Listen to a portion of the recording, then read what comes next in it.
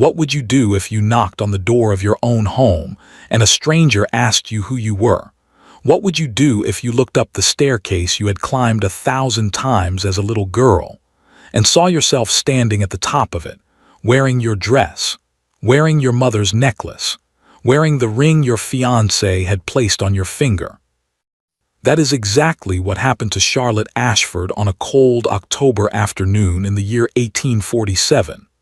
And by the time the sun went down that day, Charlotte had lost her name, her home, and the man she was going to marry. But she did not know, no one knew, that one man in England would be able to tell the two identical sisters apart. A man Charlotte had never even met. This is her story. The carriage wheels crunched over the long gravel drive of Ashford Hall, and Charlotte pressed her hand against the cold window glass. 6 months. 6 long months she had been away, nursing her dying aunt in the north. 6 months of sleepless nights, of spoon-feeding broth to a woman who barely knew her own name anymore. And in all that time, only 3 letters had reached her from home. 3 short, strange, cold letters. The last one had broken her heart. It was from the family lawyer, Mr. Grimsby, and it said only this: "Your father passed away on the 4th of September. The funeral has taken place." There was no way to delay it. No way to delay it. Charlotte had read that line 100 times on the journey home. Her father, her kind, gentle father, who used to call her "my golden girl," had been put into the ground, and she had not even been there to say goodbye. She had cried until she had no tears left. Now, as the great gray house rose up before her, she felt only a terrible emptiness, and one small, warm thought that kept her going. Edmund. Her fiancé. 3 years they had been engaged. Edmund would hold her. Edmund would help her grieve. And her sister, her twin sister, Cecily, surely Cecily needed her too. They had lost their father. All they had left in the world was each other. The carriage stopped. Charlotte stepped down, her black mourning dress heavy in the autumn wind, and walked to the front door of the house where she had been born. She knocked. The door opened, and a man she had never seen in her life looked down at her. A butler, tall, gray-haired, with cold eyes. "Yes," he said. Charlotte blinked. Where is Hobbs? Where is our butler?" "There is no Hobbs here, madam. May I ask who is calling?" Charlotte almost laughed. She was so tired, so hollow with grief, that for a moment she thought this must be some strange dream. "Who is calling?" she repeated. "I am Charlotte Ashford. This is my home. Please, where is my sister?" Something changed in the butler's face. Not confusion, not surprise. Recognition. As if he had been warned, as if he had been waiting for her. "Wait here," he said, and to Charlotte's astonishment, he began to close the door in her face, the door of her own house, leaving her standing on the step like a beggar. But before the door could shut, a voice floated down from inside. A soft, sweet, familiar voice. The most familiar voice in the world. Her own voice. "Who is it, Marsh?" The door swung wide again, and Charlotte looked up the grand staircase of Ashford Hall and forgot how to breathe. A woman stood at the top of the stairs, one white hand resting on the banister. She wore a gown of deep blue silk, Charlotte's asterisk gown, the one made for her last birthday. Around her neck hung a small golden locket, Charlotte's asterisk locket, her dead mother's locket, the one thing in the world Charlotte treasured most. And on her left hand, catching the gray afternoon light, sparkled a ring of pearls and diamonds. Charlotte knew that ring. She had worn it for 3 years.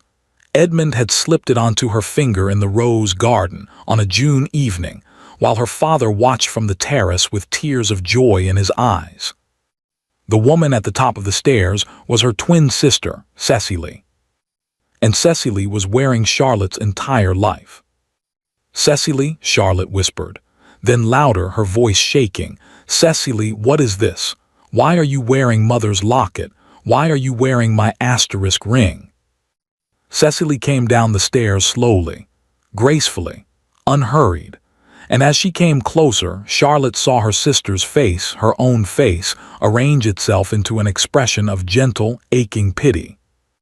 "Oh," Cecily breathed, "oh, my poor darling, you've come back." She turned to the butler, and her eyes filled with perfect, shining tears.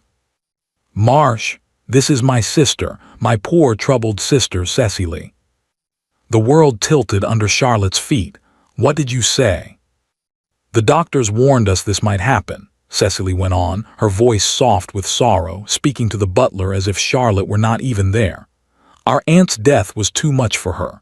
Grief can do terrible things to a fragile mind. She believes—" Cecily pressed a trembling hand to her lips as if she could hardly bear to say it. "She believes she is *me*. She believes she is Charlotte." "No," Charlotte said. Her voice came out as a whisper. Then she found the strength her father had always said she carried. "No, I am Charlotte, you know I am. Cecily, look at me. I held your hand when Mother died. I sat with you all night. You cried into my shoulder until morning. How can you do this?" For just a moment, half a second, no more, something flickered behind Cecily's eyes. Something cold and satisfied, like a cat watching a bird with a broken wing. Then it was gone, hidden again behind those beautiful false tears. "You see, Marsh," Cecily murmured, "you see how ill she is." Charlotte looked around wildly. "Where is Mrs. Finch? Where is Annie? Where is old Peter from the stables? They know me, call them, any of them, they've known us since we were children." "The old staff have been let go," Cecily said smoothly. "After Father died, the house needed a fresh beginning. Everyone here is new. Everyone here is new." The words fell on Charlotte like stones. Every single servant who could tell the twins apart, everyone who knew that Charlotte had a small scar on her wrist from falling out of the apple tree, everyone who knew that Cecily was the one who took sugar in her tea, every one of them was gone. There was no one left in Ashford Hall who knew her. No one but the sister who was stealing her life. "Edmund," Charlotte gasped, "Edmund will know me. The moment he sees us together, he will know."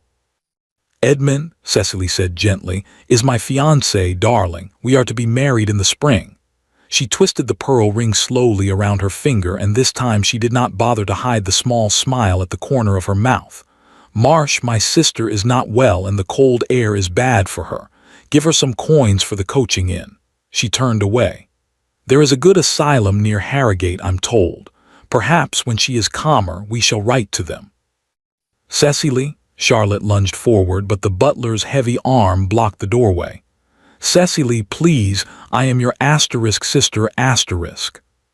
Cecily paused on the bottom stair. She looked back over her shoulder, and for the first time she let Charlotte see the truth in her eyes, cold, clear, and utterly without mercy. Then the great oak door of Ashford Hall swung shut, and Charlotte heard the iron bolt slide home. She stood alone in the wind in her black mourning dress on the doorstep of the house where she had been born, with no father, no home, no name, and 3 coins in her hand like a beggar woman.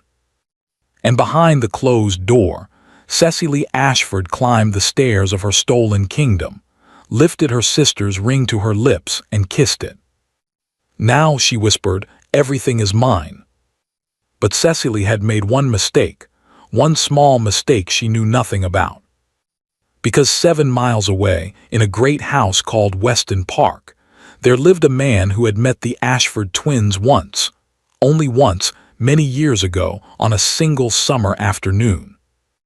A man who was now the most powerful duke in the county. And he was the only person alive who could tell them apart. The Crown and Rose was the cheapest inn in the village of Ashford Green, and even so, Charlotte could barely afford it. She sat on the edge of a narrow bed in a cold little room under the roof and counted her money for the 3rd time. The 3 coins her own butler had pressed into her hand, charity, from her own house, and the few shillings left over from her journey. Enough for 4 nights. Maybe 5 if she did not eat much. 5 nights and then nothing. Outside the small window, the lights of Ashford Hall glowed on the hill like a crown of candles.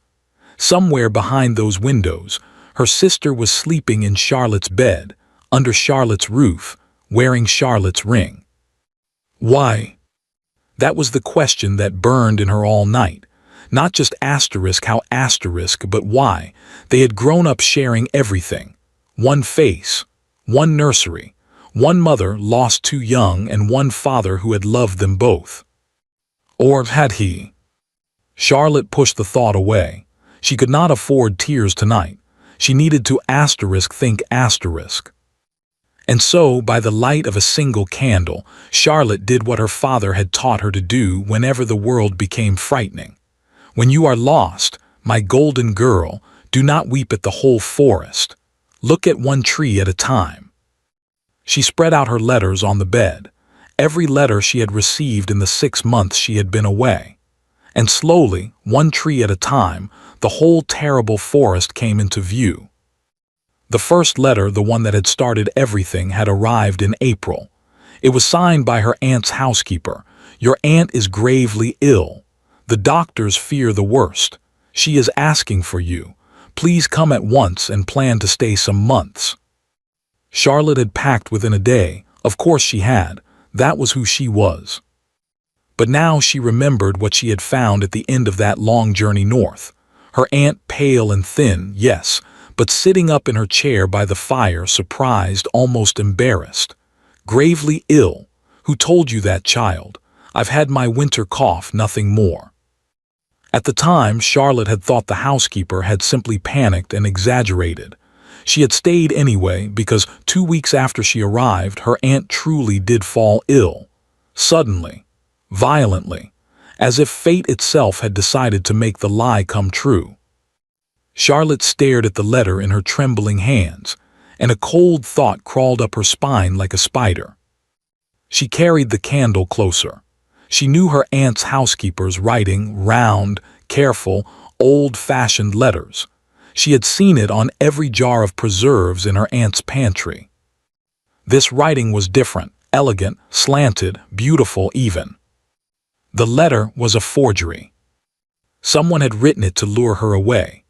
Someone had known her well enough to know she would go, that gentle, dutiful Charlotte would drop everything and travel 200 miles for a sick old woman without asking a single question. Someone had needed her far from home, for a long, long time.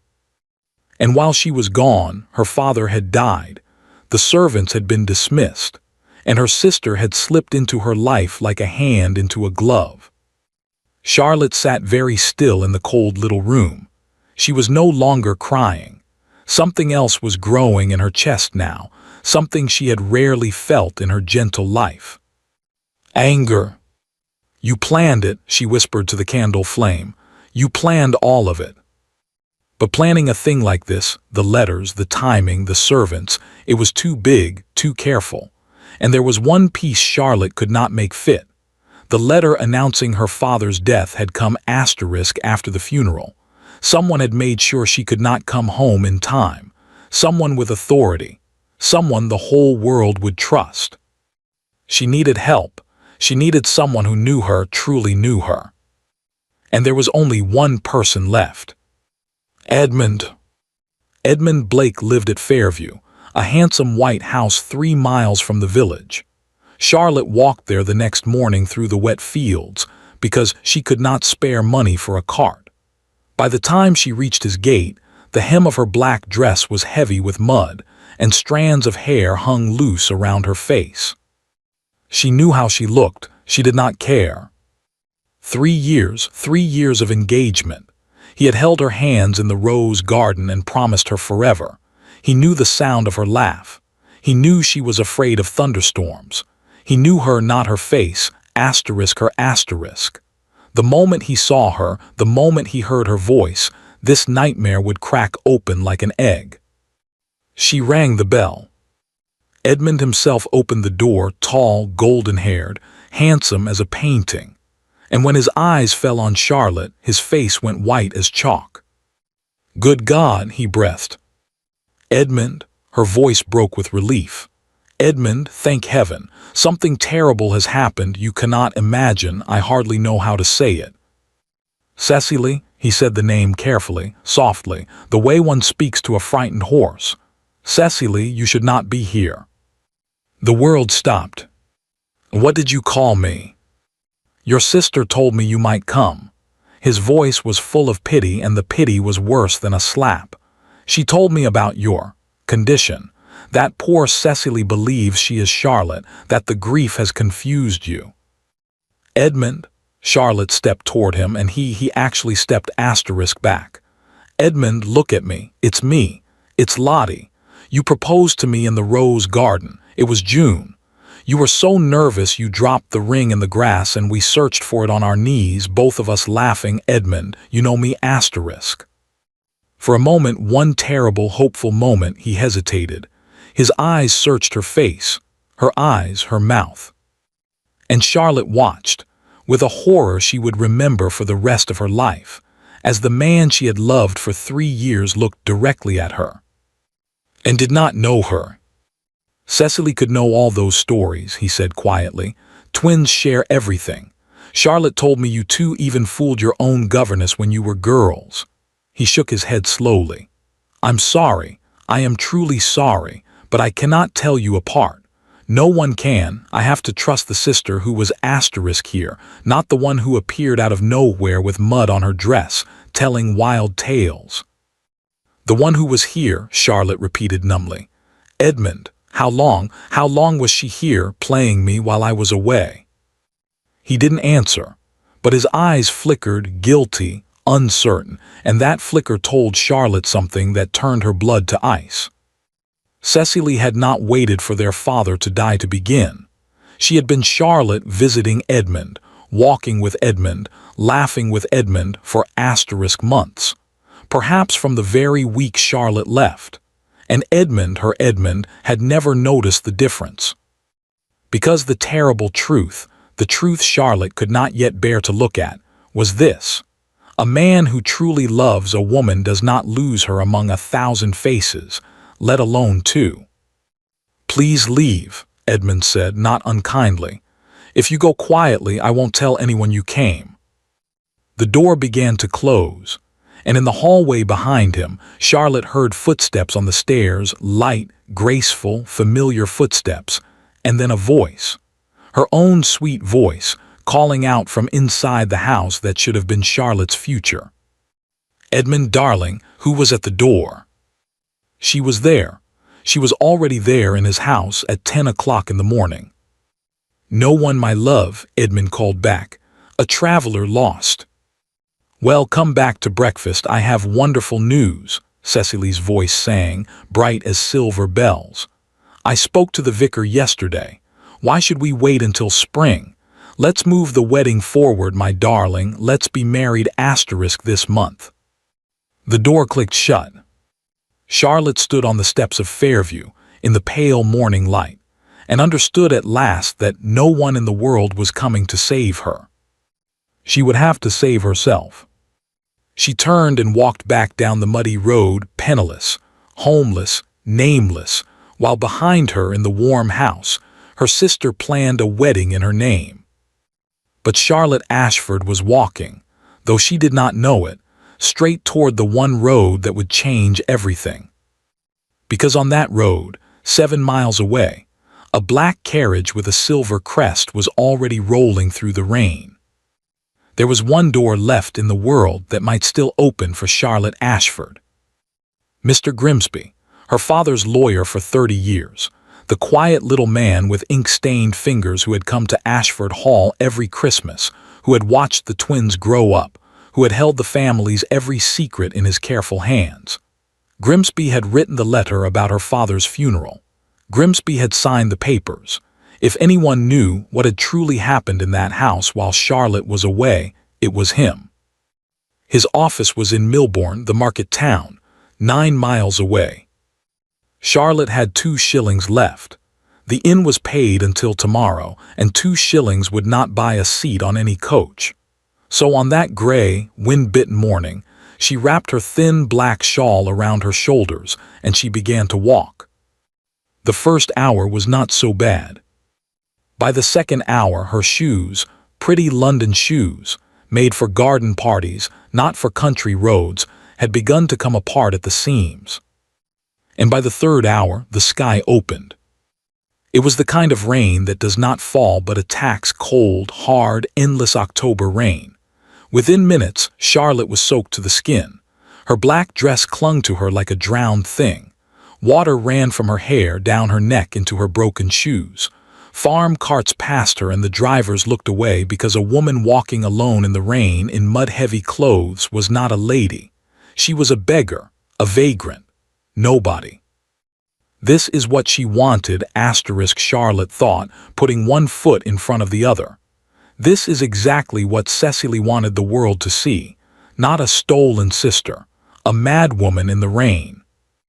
And the most frightening part, the part that made her cold beyond the reach of any rain, was this: it was working.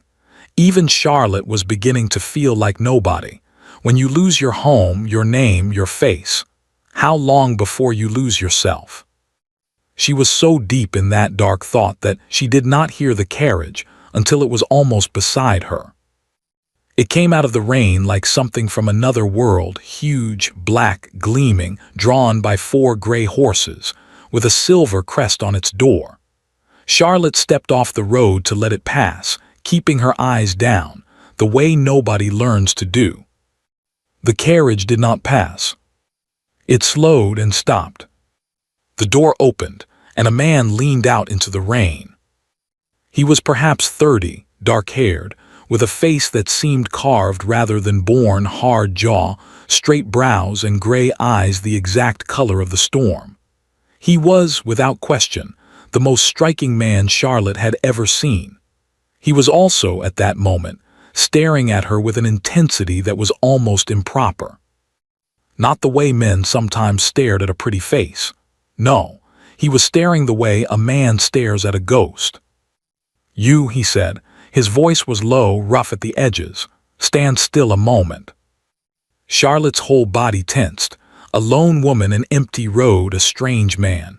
"Sir, I want no trouble." "Look at me." And something in his voice, not a command exactly, but an asterisk urgency, made her lift her chin and look him full in the face, with the rain running down her cheeks like tears. The man's gray eyes moved over her slowly, her eyes, her mouth, and then strangely, so strangely, her hands, as if hands could tell him something faces could not. Then he said the words that no butler, no servant, no vicar, not even the man who had promised to marry her, had been willing to say. "You are Charlotte Ashford." The rain kept falling. The horses stamped in the mud, and Charlotte stood in the middle of the ruined road and burst into tears. Not gentle, ladylike tears, great, ugly, gasping sobs, the kind that had been locked inside her since the door of her own house was bolted against her. Because that was all it took in the end. After everything, after Cecily, after the servants, after Edmund's blank, pitying stare, all it took to break her heart open was one stranger in the rain saying her own name back to her. How she choked. "How can you possibly, even mine, no one can tell us apart. No one, who are you?" The man watched her cry, and something flickered across that carved face, something that looked almost like pain, quickly hidden. "My name is Nathaniel," he said, "Weston." Charlotte's breath caught. Everyone in the county knew that name. The new Duke of Weston, master of Weston Park, its forests, its farms, its endless money. The recluse Duke, the cold Duke, the Duke who had appeared from nowhere 2 years ago when his uncle and cousin died, who attended no balls, hosted no hunts, and had, so the gossips complained bitterly, never once smiled in public.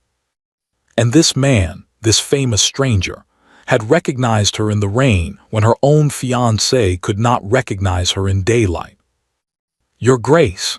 She wiped her face uselessly with a soaked glove, suddenly aware that she was speaking to a duke while looking like something the river had thrown up, Forgive me. You say my name as if you know me, but I swear we have never met."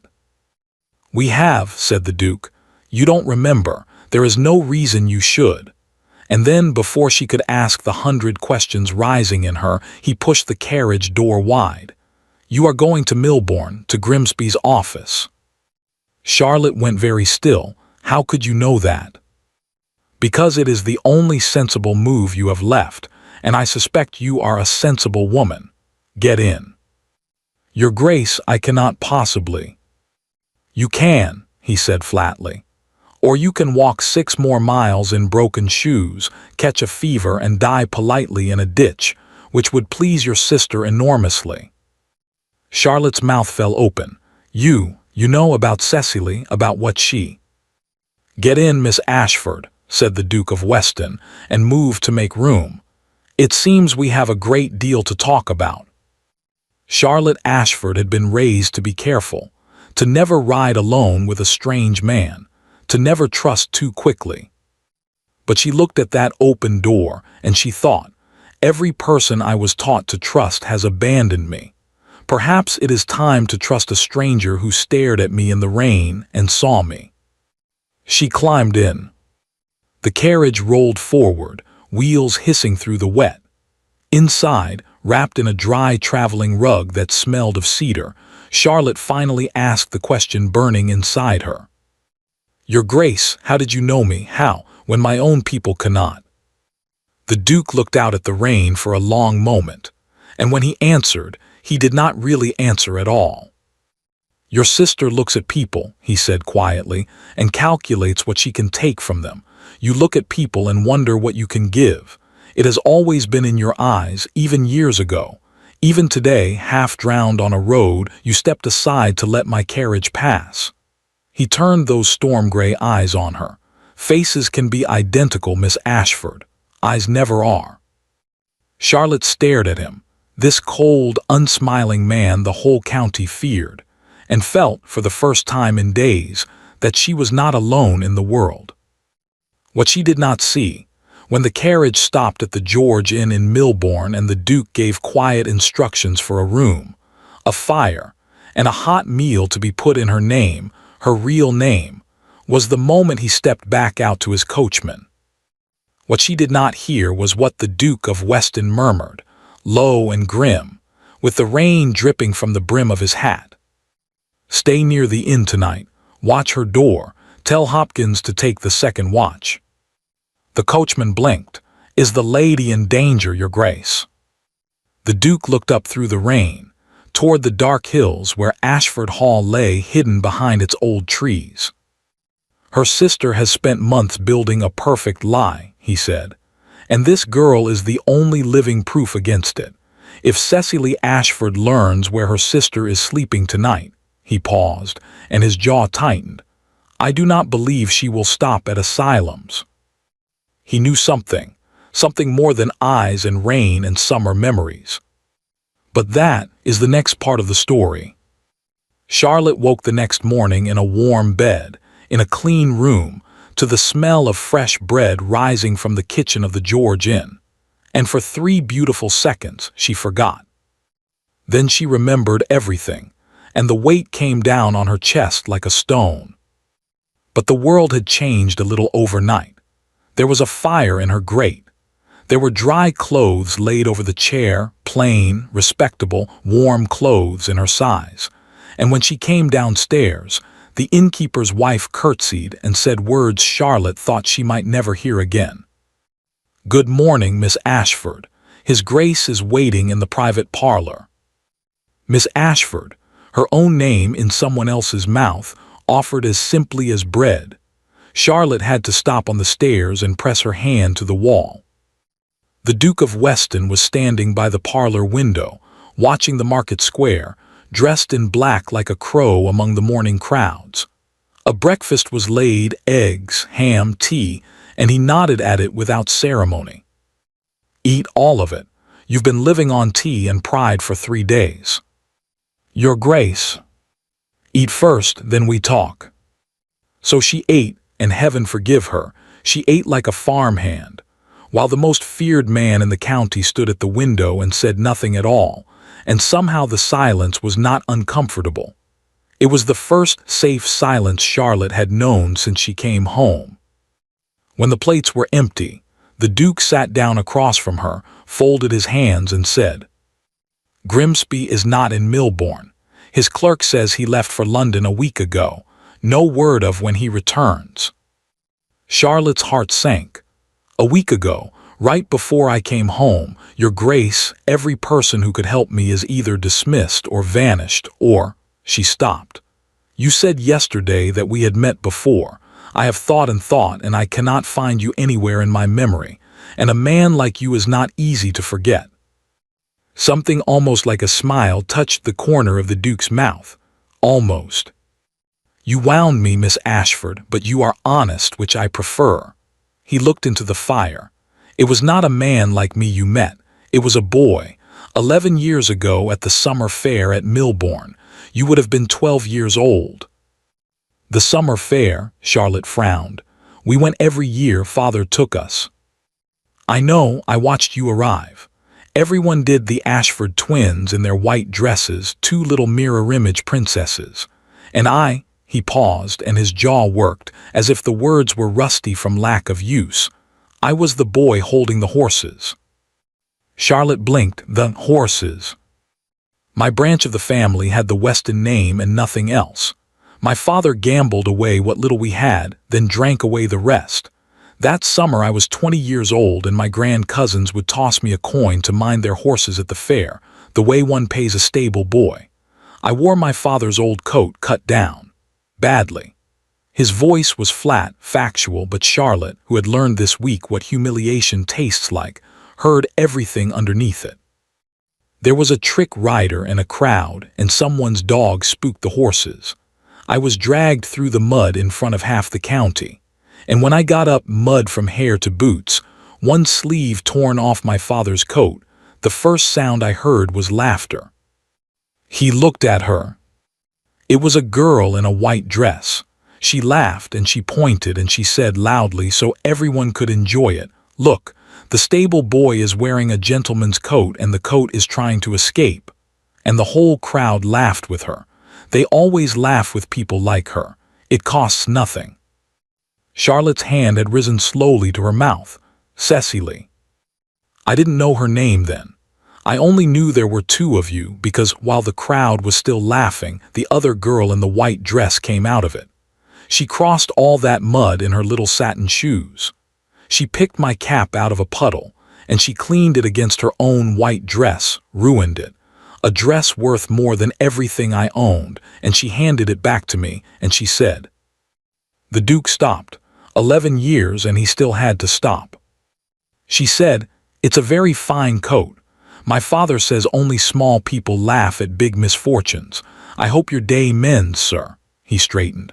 "Sir, I was a mud-soaked stable boy, and a 12-year-old girl called me sir, the first person in my life who ever did." The fire crackled. Charlotte sat frozen, searching, a fair, a fallen boy, a wet cap, and found almost nothing. The faintest ghost of a memory, no more. "Your Grace, I barely remember it. I'm ashamed to say it, but it's true." "Of course you don't remember." He said it without bitterness, with something else, something warmer and heavier. "That is precisely the point, Miss Ashford. Your sister's cruelty was a performance she'll remember forever. She works at cruelty. Your kindness cost you nothing to give and nothing to keep. You threw it away like a penny." He held her gaze. "I have spent 11 years learning what people are. And I will tell you what I learned that day and never forgot. Your sister looks at people and calculates what she can take. You look at people and wonder what you can give. Identical faces. Opposite souls. I knew you on that road yesterday in half a heartbeat, and I would know you among 1,000 sisters." Charlotte looked down at her hands, and her eyes were burning. Her whole life, people had asked how does anyone tell the twins apart? And it had taken a ruined boy from a summer fair to give the answer. "So now you understand why I stopped my carriage," the Duke said, rising, "and why you will not be fighting this war alone. My aunt, Lady Margaret, keeps house at Weston Park. You'll stay under her wing properly, respectably, everything in order. And then, Miss Ashford, we are going to take your life back, piece by piece." But 7 miles away, in the stolen halls of Ashford Hall, the war had already begun. Because a fishmonger's boy in Milbourne had seen a black-haired woman in mourning climb into the Weston carriage. And the fishmonger's boy told the cook, and the cook told a footman, and by nightfall, the story had climbed the hill and slipped through the servants' door of Ashford Hall like a rat. Cecily Ashford was at her dressing table, Charlotte's dressing table, when her new maid whispered the news. In the mirror, her lovely face did not move at all. That was the frightening thing about Cecily. Her rages were silent. "The Duke of Weston," she said softly, "the recluse, the one nobody knows." She set down the silver hairbrush with a small, precise click. Why would a duke stop for a madwoman in the rain? She sat very still for a long moment. Then she opened the writing desk, took out paper, and began composing a letter in her elegant, slanted hand, the same hand that had once written of a dying aunt. The letter was addressed to Dr. Josiah Prout of the Harrogate Asylum, a private institution, expensive and discreet, known for asking few questions of families who paid well. "Dear Doctor*", she wrote, "it is with a heavy heart that I must ask you to act at last. My poor sister's delusions have grown violent. She now imposes herself upon strangers of rank, telling her wild story. Before she does harm to herself or to me, she must be secured." And on the second page for the doctor's men she wrote a description: height, coloring, the black mourning dress, the small scar on the left wrist from the apple tree all those years ago. Her own sister's body, written out like a wanted poster. Cecily sealed the letter with black wax and smiled at herself in her sister's mirror. "Run to your duke, Lottie," she whispered. "Even a duke cannot argue with a doctor's signature." Weston Park was the grandest house Charlotte had ever entered, and the emptiest. Marble floors that echoed, long galleries of paintings nobody looked at, 60 rooms and one man living in perhaps 3 of them. The Duke's aunt, Lady Margaret, turned out to be a small, round, sharp-eyed widow who took one look at Charlotte and declared, "Good heavens, Nathaniel, she's soaked through to the soul. Wars are fought after breakfast, child, not before. Come with me." Lady Margaret asked no questions that first night. She simply put Charlotte in a warm room, sat with her until she stopped shaking, and said only one thing before blowing out the candle.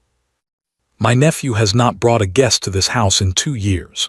Whoever you are, my dear, you matter." But by morning, the War Council had begun. "Let us look at this squarely," the Duke said, pacing the library while rain streaked the tall windows. "Your sister holds the house, the money, the servants, and forgive me, your face. Your word against hers is worth nothing. She has spent months telling the county that poor Cecily is mad, so every word you speak sounds like proof of her story. It's clever, it's watertight." He stopped. "So we do not attack the lie, we attack the foundation asterisk. We find someone whose word the world must accept, someone who can tell you apart and cannot be dismissed." "There is no such person," Charlotte said quietly. "There never has been, only—" She stopped. Her heart stumbled. "Only—" "Nanny Hale." The name came out of Charlotte like a prayer. "She nursed us from the day we were born. Mother died when we were 8, and after that Nanny was our mother. She could tell us apart in the dark by our breathing. She never missed, not once in 20 years. Charlotte's eyes widened. "Your Grace, Nanny was still at the hall when I left in April. She was to keep house while I was away, but when I came back—" "Let me guess," the Duke said grimly. "The old staff have been let go." Cecily would never dare simply throw her out. The whole village loves Nanny Hale. But if she was retired, pensioned off somewhere quiet, far away. The Duke was already ringing the bell. "Then we find out where, today." It took his men 2 days. 2 days in which Charlotte barely slept, in which every carriage on the drive made her heart lurch, and then on the third morning word came. Martha Hale, formerly of Ashford Hall, was living with her widowed sister in Nethercombe, a village nearly 40 miles south. She had been sent there in September, 1 week after Charlotte's father died. 1 week. Cecily had removed her mother's eyes before stealing her sister's face. Nethercombe was a huddle of stone cottages around a grey little church. The Duke's carriage, deliberately plain today, no crest, stopped at the last cottage on the lane, where washing hung limp in the damp air. Charlotte was out the door before the wheels stopped turning. "Nanny," she knocked breathless. "Nanny, it's me." The door opened 3 inches, and there she was, older, smaller, grayer, but her. The round face, the flour-dusted apron, the eyes that had watched over 10,000 childhood nights. Those eyes took one look at Charlotte and went wide with something that broke Charlotte's heart. Not joy. Terror. "No," the old woman whispered. "No, no, you mustn't be here," and she tried to shut the door. The Duke's boot stopped it, gently but absolutely. "Mrs. Hale," he said, in a voice made for calming spooked horses, "no harm will come to you. I give you my word, but you know who this is. Say her name." The old woman's chin trembled. Her eyes went from the Duke to Charlotte, up and down, the old measuring look, the look that had never once been wrong, and 2 tears ran down into the creases of her face. "Lottie," she breathed, "my Lottie lamb, oh my darling girl, what has she done?" And then Charlotte was inside, in the smell of bread and lavender water, being held and rocked by the arms that had held her before anyone else's, and both of them were crying, and for a moment there was no plot, no Duke, no stolen name. Only a child found again. But when the tears eased and the tea was poured, Nanny Hale's hands would not stop shaking. "I can't help you," she said, staring into her cup. "God forgive me, I can't." "Nanny." "You don't understand what she is." The cup rattled down. "That last week after your poor father passed, God rest him, she came to my room at night, sweet as cream she was, said my service was done, that I'd have my pension and a nice cottage far away, and when I said I'd not leave till Miss Charlotte came home," the old woman's voice dropped to a whisper, "she sat on the edge of my bed and she smiled and she said, 'Nanny dear, the silver has been counted and some of it is missing. It would be a terrible thing if it were found in an old servant's trunk. Old thieves die in prison, Nanny. Old women who take their pensions and hold their tongues die in feather beds.'" Silence filled the little kitchen. Charlotte felt sick. The Duke's face might have been cut from stone. "She'd have done it," Nanny whispered. "Planted it herself with her own white hands. I've known that child since she was an hour old, and I'll tell you what I never dared tell your sainted father. There's a room in Cecily where a heart should be, and it's been empty since the day she was born, and nothing your poor mother or father ever did could furnish it." "Nanny," Charlotte knelt and took the shaking old hands in hers. "My father, did he know? Did he see what she was?" The old woman went very still. And then Martha Hale looked up, and in her wet eyes there was something new, something that made even the Duke lean forward. "No," she said softly, "child, your father knew everything. Why do you think the money was never put in Cecily's hands? Why do you think he grew so quiet that last year? He watched her. He wrote letters late into the night and burned the copies. And 3 days before he died, her grip tightened on Charlotte's fingers until it hurt. He called me to his study alone. He looked 20 years older than his age, my poor master, and he said to me, 'Martha, if anything should happen, if my girls should ever stand against each other, remember this and tell Charlotte. There is a letter with Grimsby. It is to be opened only when both of my daughters are in the same room. Both of them, Martha. That is the lock, and that is the key.'" Charlotte's heart was pounding. A letter saying what? "He never told me. He only said," the old woman swallowed. "He said, It will give the right daughter everything, and God forgive me for what it will do to the other." The Duke was on his feet. Grimsby. Everything runs through Grimsby, the funeral, the will, and now this. He turned to Charlotte, and for the first time since she had met him, there was open urgency in the storm-gray eyes. His clerk said London, but a letter like that would never travel. It lives in his strong room in Milbourne. We go back. Tonight. They drove through the dark, the plain carriage swaying, Nanny Hale's blessing still warm on Charlotte's forehead. Hope, real hope, with edges and weight, sat in Charlotte's chest for the first time since the door of Ashford Hall had closed on her. Both daughters in the same room. That is the lock and that is the key. Her father had not abandoned her. Her father had seen asterisk. Even from the grave, her father was reaching out his hand. They smelled it before they saw it. Smoke, bitter and wet, hanging over the rooftops of Milbourne like a shroud. The carriage turned into Chandler Lane, and the horses shied, and Charlotte looked out the window, and her new, fragile hope cracked down the middle. Grimsby's office was gone. Blackened beams jutted into the night sky like burnt bones. The strong room's iron door hung open, warped by heat, gaping at nothing. Neighbors stood in the lane in their nightclothes, murmuring, and a constable held a lantern up to what remained of 30 years of the county's secrets, deeds, wills, letters, all of it ash, still breathing little red sparks into the dark. "Started around midnight," the constable was telling someone.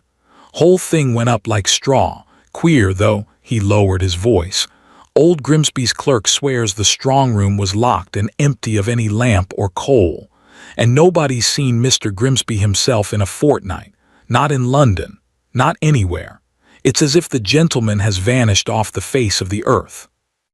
Charlotte stood in the smoky lane, staring at the grave of her father's last letter. Cecily was not just ahead of them. Cecily was ahead of them everywhere. And somewhere in the crowd of nightclothes and lantern light, a man in a brown coat watched the black-haired woman and the tall Duke for a long, careful moment, then slipped away into the dark, riding north, toward Ashford Hall.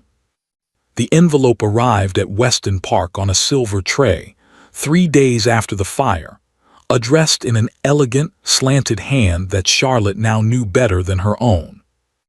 Heavy cream paper, a black wax seal pressed with the Ashford crest. The Duke slid it open at the breakfast table, read it once, and went so still that Lady Margaret lowered her teacup. "Nathaniel, what is it?" He did not answer.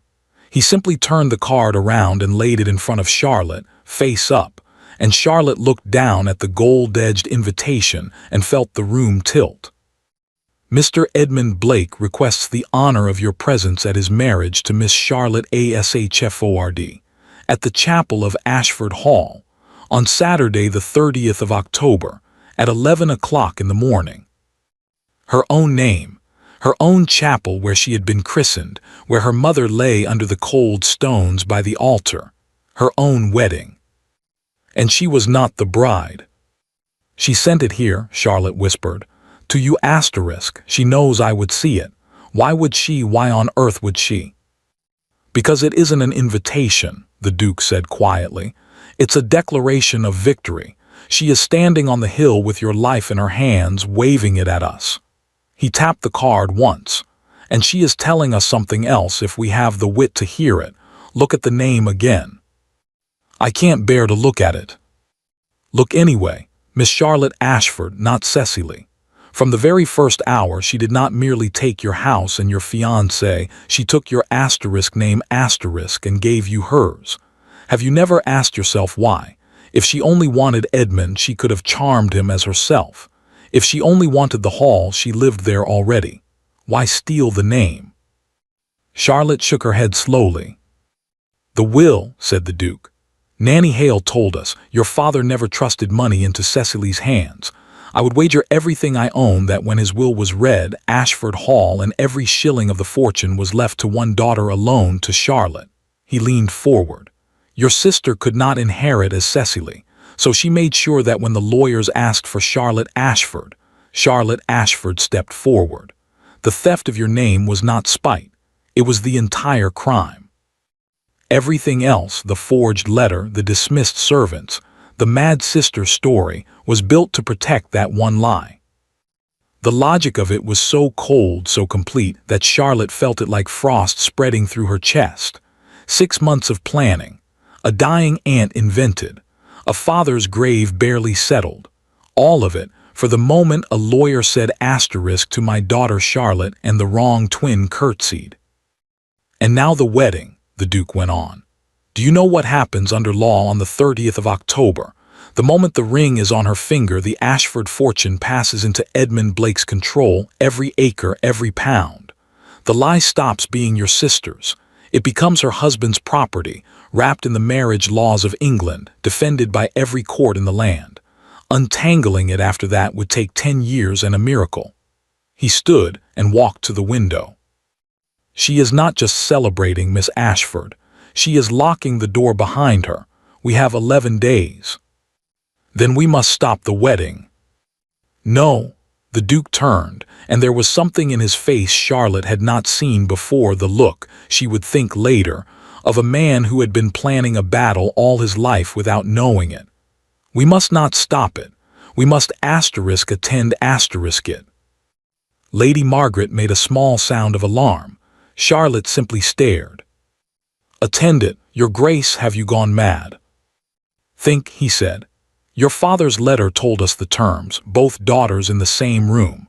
The letter is ash, but the principle stands because your father understood something we have been too frightened to use. Apart, you are invisible. She is the lady on the hill and you are the mad woman in the rain. But together, side by side, face to face, before witnesses, the lie has to work in the open.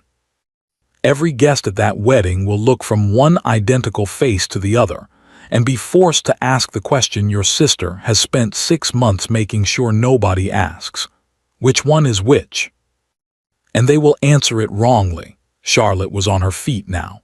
Your Grace, you don't understand what you're asking. I walk into that chapel and Cecily lifts one trembling hand and says, my poor sister has escaped her keepers. And the whole county will carry me out in pity while she weeps prettily at the altar. There are papers, Nanny warned us.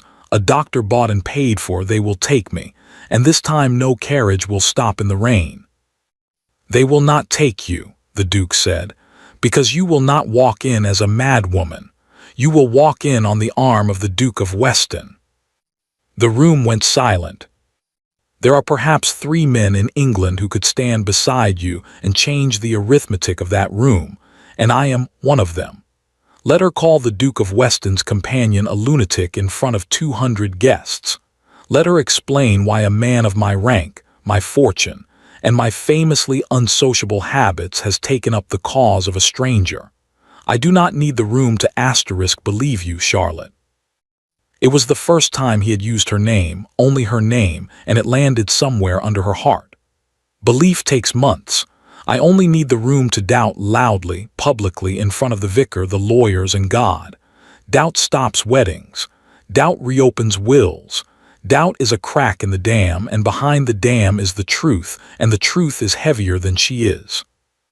Charlotte looked at this man, this cold, unsmiling recluse who had rebuilt himself from a mud-soaked boy into a fortress, and who was now calmly offering to tear a hole in his own walls for her. And she found her hands had stopped shaking. 11 days, she said.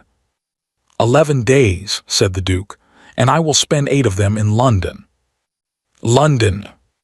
Grimsby is alive. I feel it in my bones. Dead men are found, Miss Ashford. Frightened men vanish, and a frightened man who kept 30 years of secrets does not vanish empty-handed.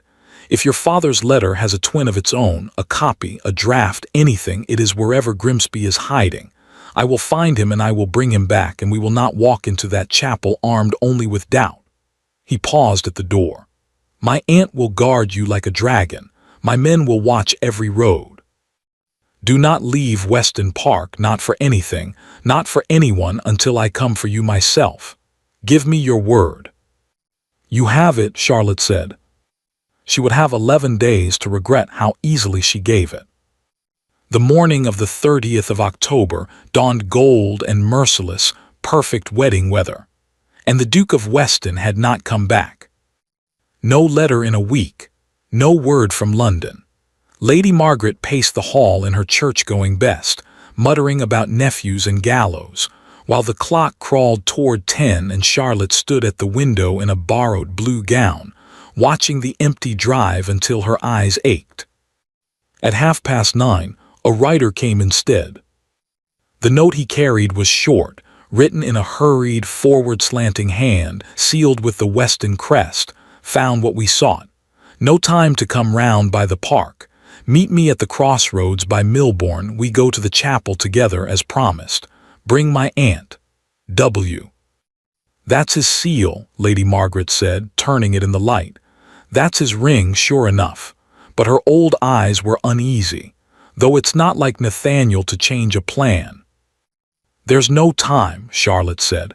The clock stood at 20 to 10. The wedding was at 11. 11 days of waiting had burned down to this one gold morning, and her whole life lay on the other side of it. He said he would come for me, and he has sent for me. It's the same thing. It was not the same thing. They knew it the moment the carriage swung round the bend before the crossroads and found the road blocked. A heavy black coach stood sideways across the lane, its windows barred with iron. 4 men waited beside it, big, patient men in brown coats, and in front of them stood a thin gentleman in respectable gray, holding a leather folder, smiling the mild, immovable smile of a man with the law in his pocket. "Good morning," said Dr. Josiah Prout of the Harrogate Asylum, opening his folder as the Duke's coachman was dragged from the box. Papers of committal, signed and witnessed, all quite in order. He looked up, directly into Charlotte's white face, and read out the name her sister had given her like a brand. "Cecily Ashford, you will come with us now." They took her in the gold October sunlight, on a public road, with the law smiling in their hands. Lady Margaret fought like a lioness. Charlotte would remember that always.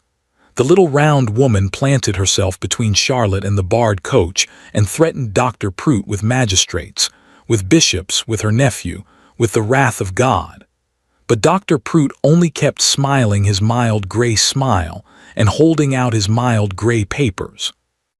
Signed by the patient's own sister, witnessed by the family's man of business, my lady.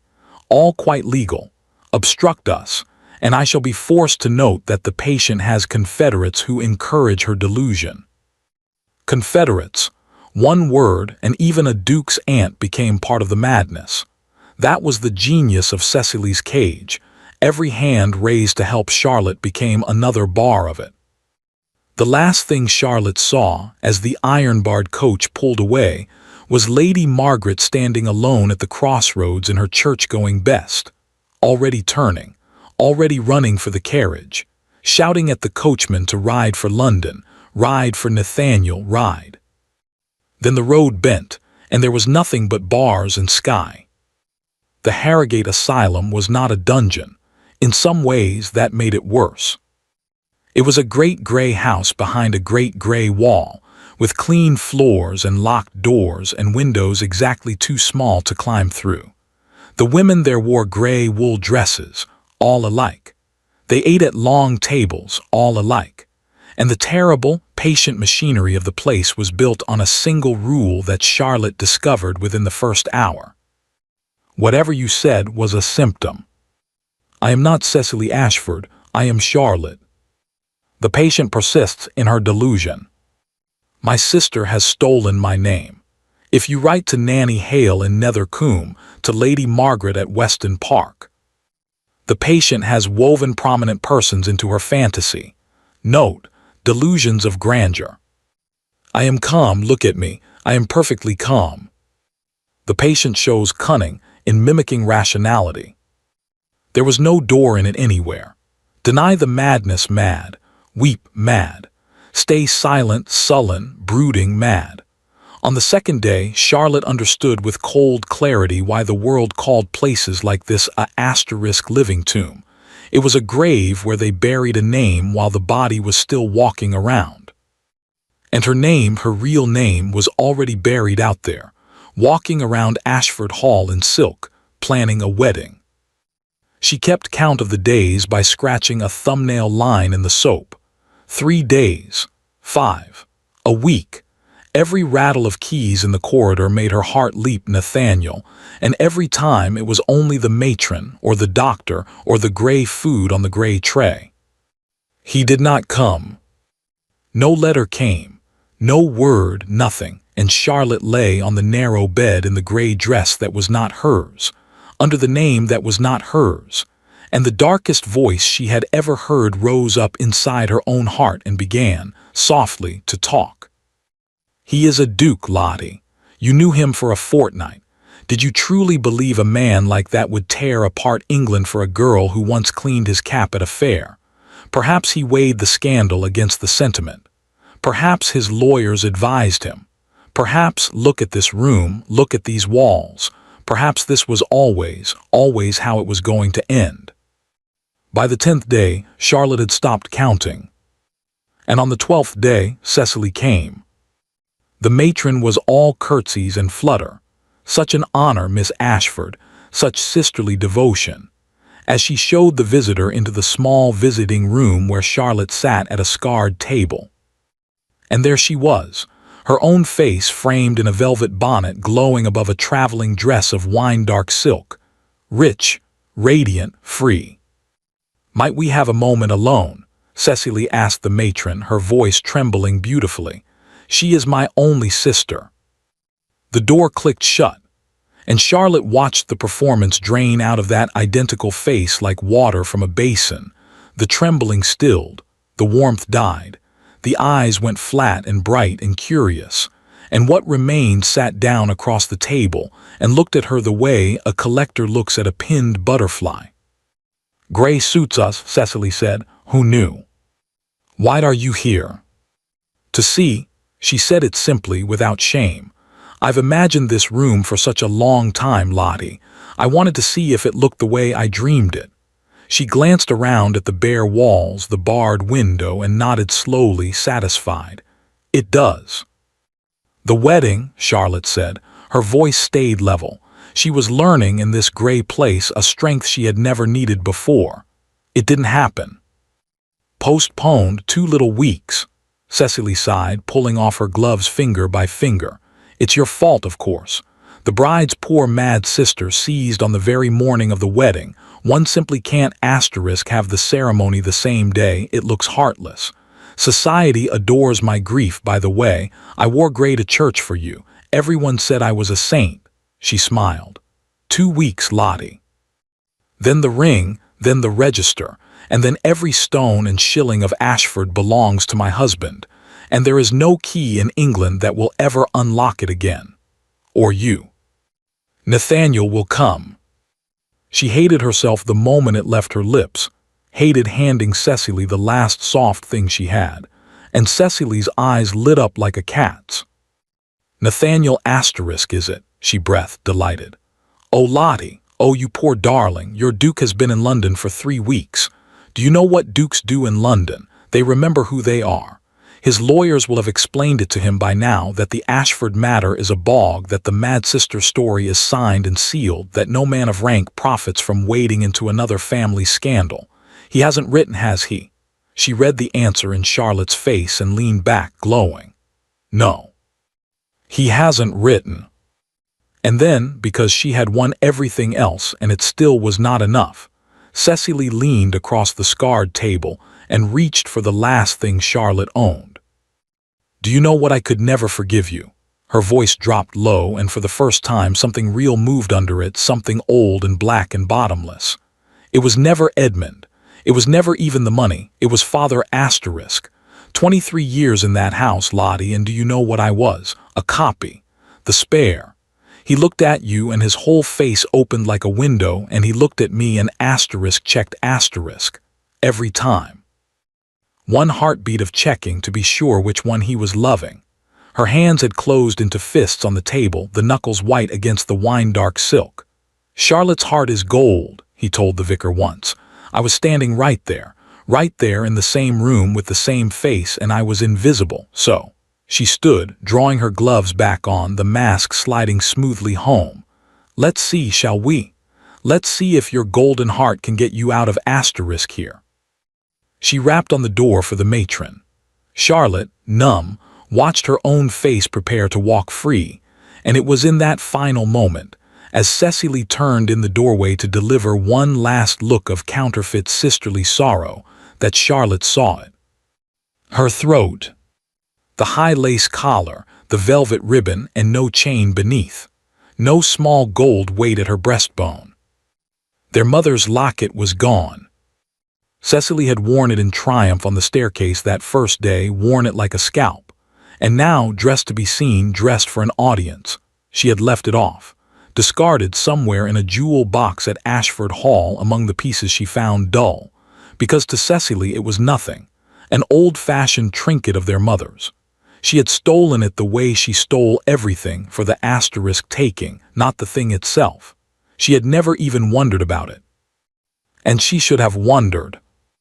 Because as the door closed and the key turned, Charlotte sat in the gray room with her heart pounding, hearing, from a distance of 15 years, from a lamplit bedroom, from a mother's lips against her hair on the last night she was well enough to whisper, the words she had carried so long and so deep that she had almost forgotten she carried them.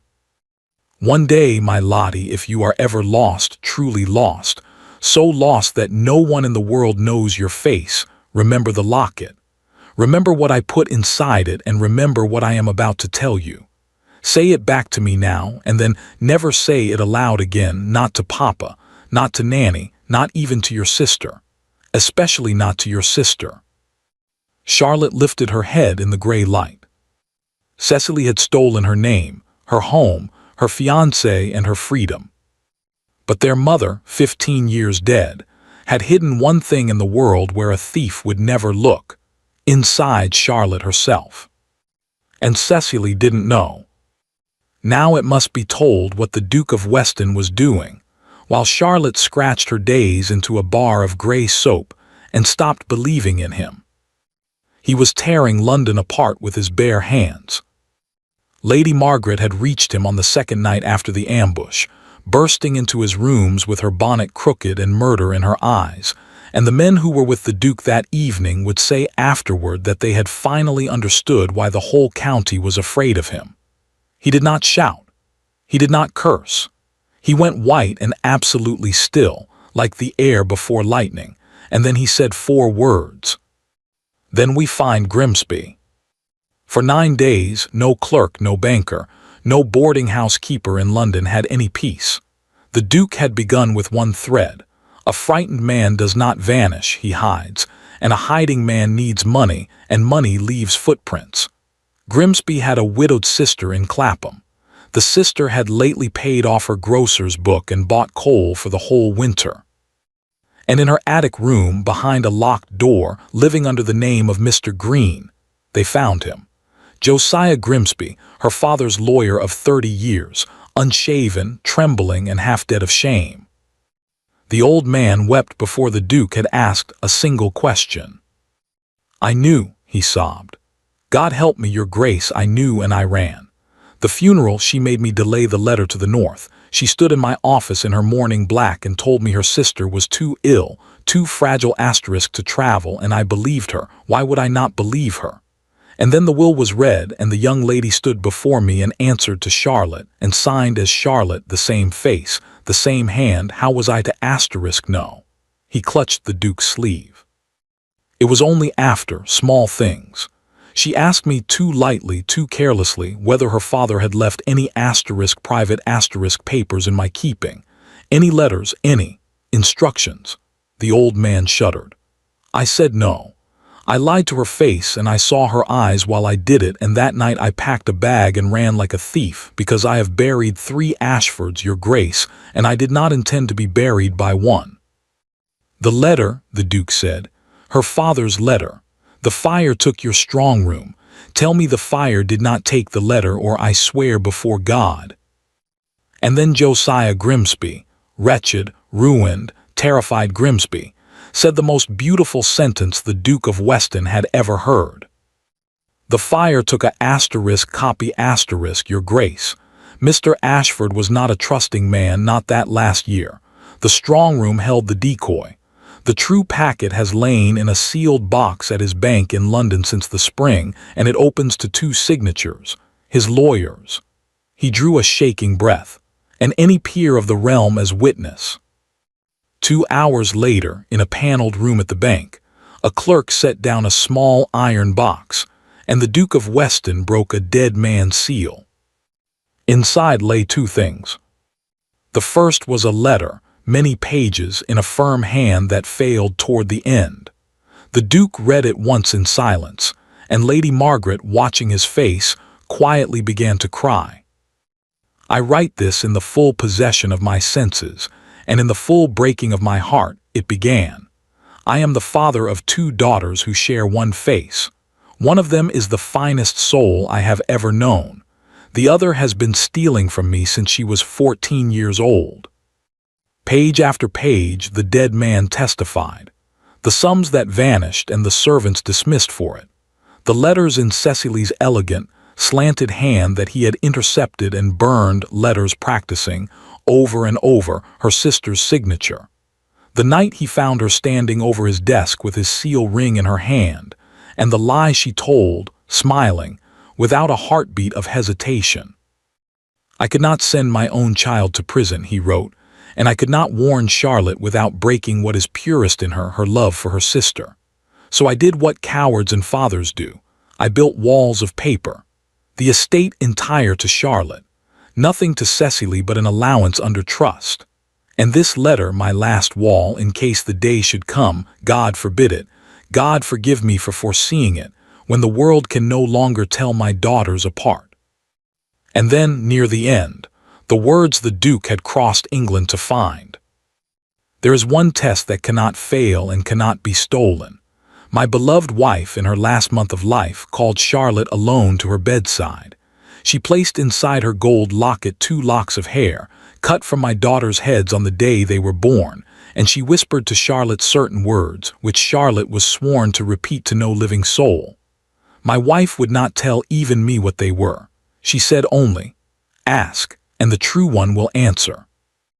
I enclose, sealed as she sealed it, the paper on which my wife wrote those words with her own dying hand. It has never been opened. Whoever stands before you claiming my daughter's name, ask her what her mother whispered. Then break my wife's seal and you will know. The second thing in the box was small, and light and folded, and sealed with a rose pressed into faded blue wax. A dead mother's handwriting, 15 years old, never read by any living soul. The Duke of Weston held it in his open palm as if it were a beating heart and said, very quietly, "Send for a magistrate, 2 physicians of standing, and a fast coach. We go to Harrogate." They came for Charlotte on the 17th day, in the hour before noon. The matron was in a flutter, the corridor was full of boots and voices, and Charlotte, summoned without explanation to the visiting room, stopped dead in the doorway because the little room was crowded with faces. A magistrate in black, 2 grave physicians, poor Grimsby grey as his coat, Lady Margaret gripping a handkerchief, Dr. Prout sweating for the first time in his mild grey life. And by the window, turning at the sound of her step, a tall man whose storm-grey eyes went over her, the wrong dress, the thin face, the 17 days with something in them that made her throat close. "Forgive me," said the Duke of Weston, and his voice, that flat, calm voice, was not quite steady. "I was 11 days too slow. It will not happen again in my lifetime." He did not embrace her. There were magistrates watching, and matters of state upon the table. But what passed between them across that little room did not need arms. "Miss," said the magistrate gently, Miss Asterisk, plain and neutral, the first man in weeks to give her no name at all and therefore steal none, "we are here upon a strange business, and I will not pretend otherwise. On this table lies a letter from the late Mr. Ashford of Ashford Hall, and with it a paper sealed by his late wife which no person living has read. The letter instructs us to ask you one question. Take your time. There is no punishment for silence." He folded his hands. "What did your mother whisper to you at her bedside 15 years ago?" The room went absolutely still. And Charlotte, who had lost her home, her name, her fiancé, and 17 days of her life, stood in her gray asylum dress and felt the years fall open like a door. The lamplit bedroom, the smell of lavender and medicine, the thin arms pulling her clothes, her mother's lips against her hair. "Say it back to me now, and then never say it aloud again." She had kept the promise for 15 years. She broke it now, weeping, in a voice that carried to every corner of the silent room. "You came into this world holding your sister's hand. Never let go, even if she does." The magistrate looked at the Duke. The Duke looked at the sealed paper, and Lady Margaret took it up with shaking fingers and broke a dead mother's rose-stamped wax, 15 years after it was pressed. She unfolded the little page. She read it, and the old woman lifted her eyes, streaming, and turned the paper for the whole room to see, one faded line in a graceful, failing hand. "You came into this world holding your sister's hand. Never let go, even if she does." For a moment, nobody breathed. Then the magistrate rose to his feet and bowed to a woman in a gray wool dress as if she were a queen. "Miss Charlotte Ashford," he said, "on behalf of the law which has been made a fool of, welcome back." What followed was a storm. Papers torn, papers signed, Dr. Prout babbling about signatures given in good faith while the magistrate looked at him, the way one looks at something on a boot heel. But the Duke had gone to the window, and the Duke was looking at the sun, and the sun stood near noon, and it was Lady Margaret who suddenly gasped, remembering the news that had met them at the Harrogate in that morning, the gossip running ahead of them down every road in the county. The wedding of Mr. Edmund Blake and Miss Charlotte Ashford had been moved forward once again. Not to next week, not to tomorrow. To asterisk this morning, 11 o'clock, at the chapel of Ashford Hall, 40 miles away. "She knows," the Duke said softly to the glass. "Somehow the little serpent knows we found him." He turned from the window and Charlotte saw his face, and her heart dropped through the floor. The moment that register is signed, the fortune passes to Blake, and what she stole in 6 months will take 10 years of courts to claw back, if it can be done at all. It is 11:15 asterisk now asterisk. "Then it's finished," whispered Grimsby. "No coach on earth does 40 miles in." "A wedding is not a race, Mr. Grimsby. It is a asterisk ceremony asterisk," the Duke said, already moving, already pulling open the door and shouting for the horses. "Banns, prayers, sermon, vows, a proud woman does not gallop through her own coronation. She will stretch it. She will glitter in it. She has perhaps an hour of glittering left, and the Vicar of Ashford is famously long-winded." He turned in the doorway and held out his hand to Charlotte, bare, ungloved, the hand of the boy from the fair. "Well, Miss Ashford, they are reading the banns in your name. Shall we go and answer them?" Charlotte Ashford looked down at her gray asylum dress. Then she took his hand. "Drive fast," she said. The chapel of Ashford Hall had never held so many people, or so much silk.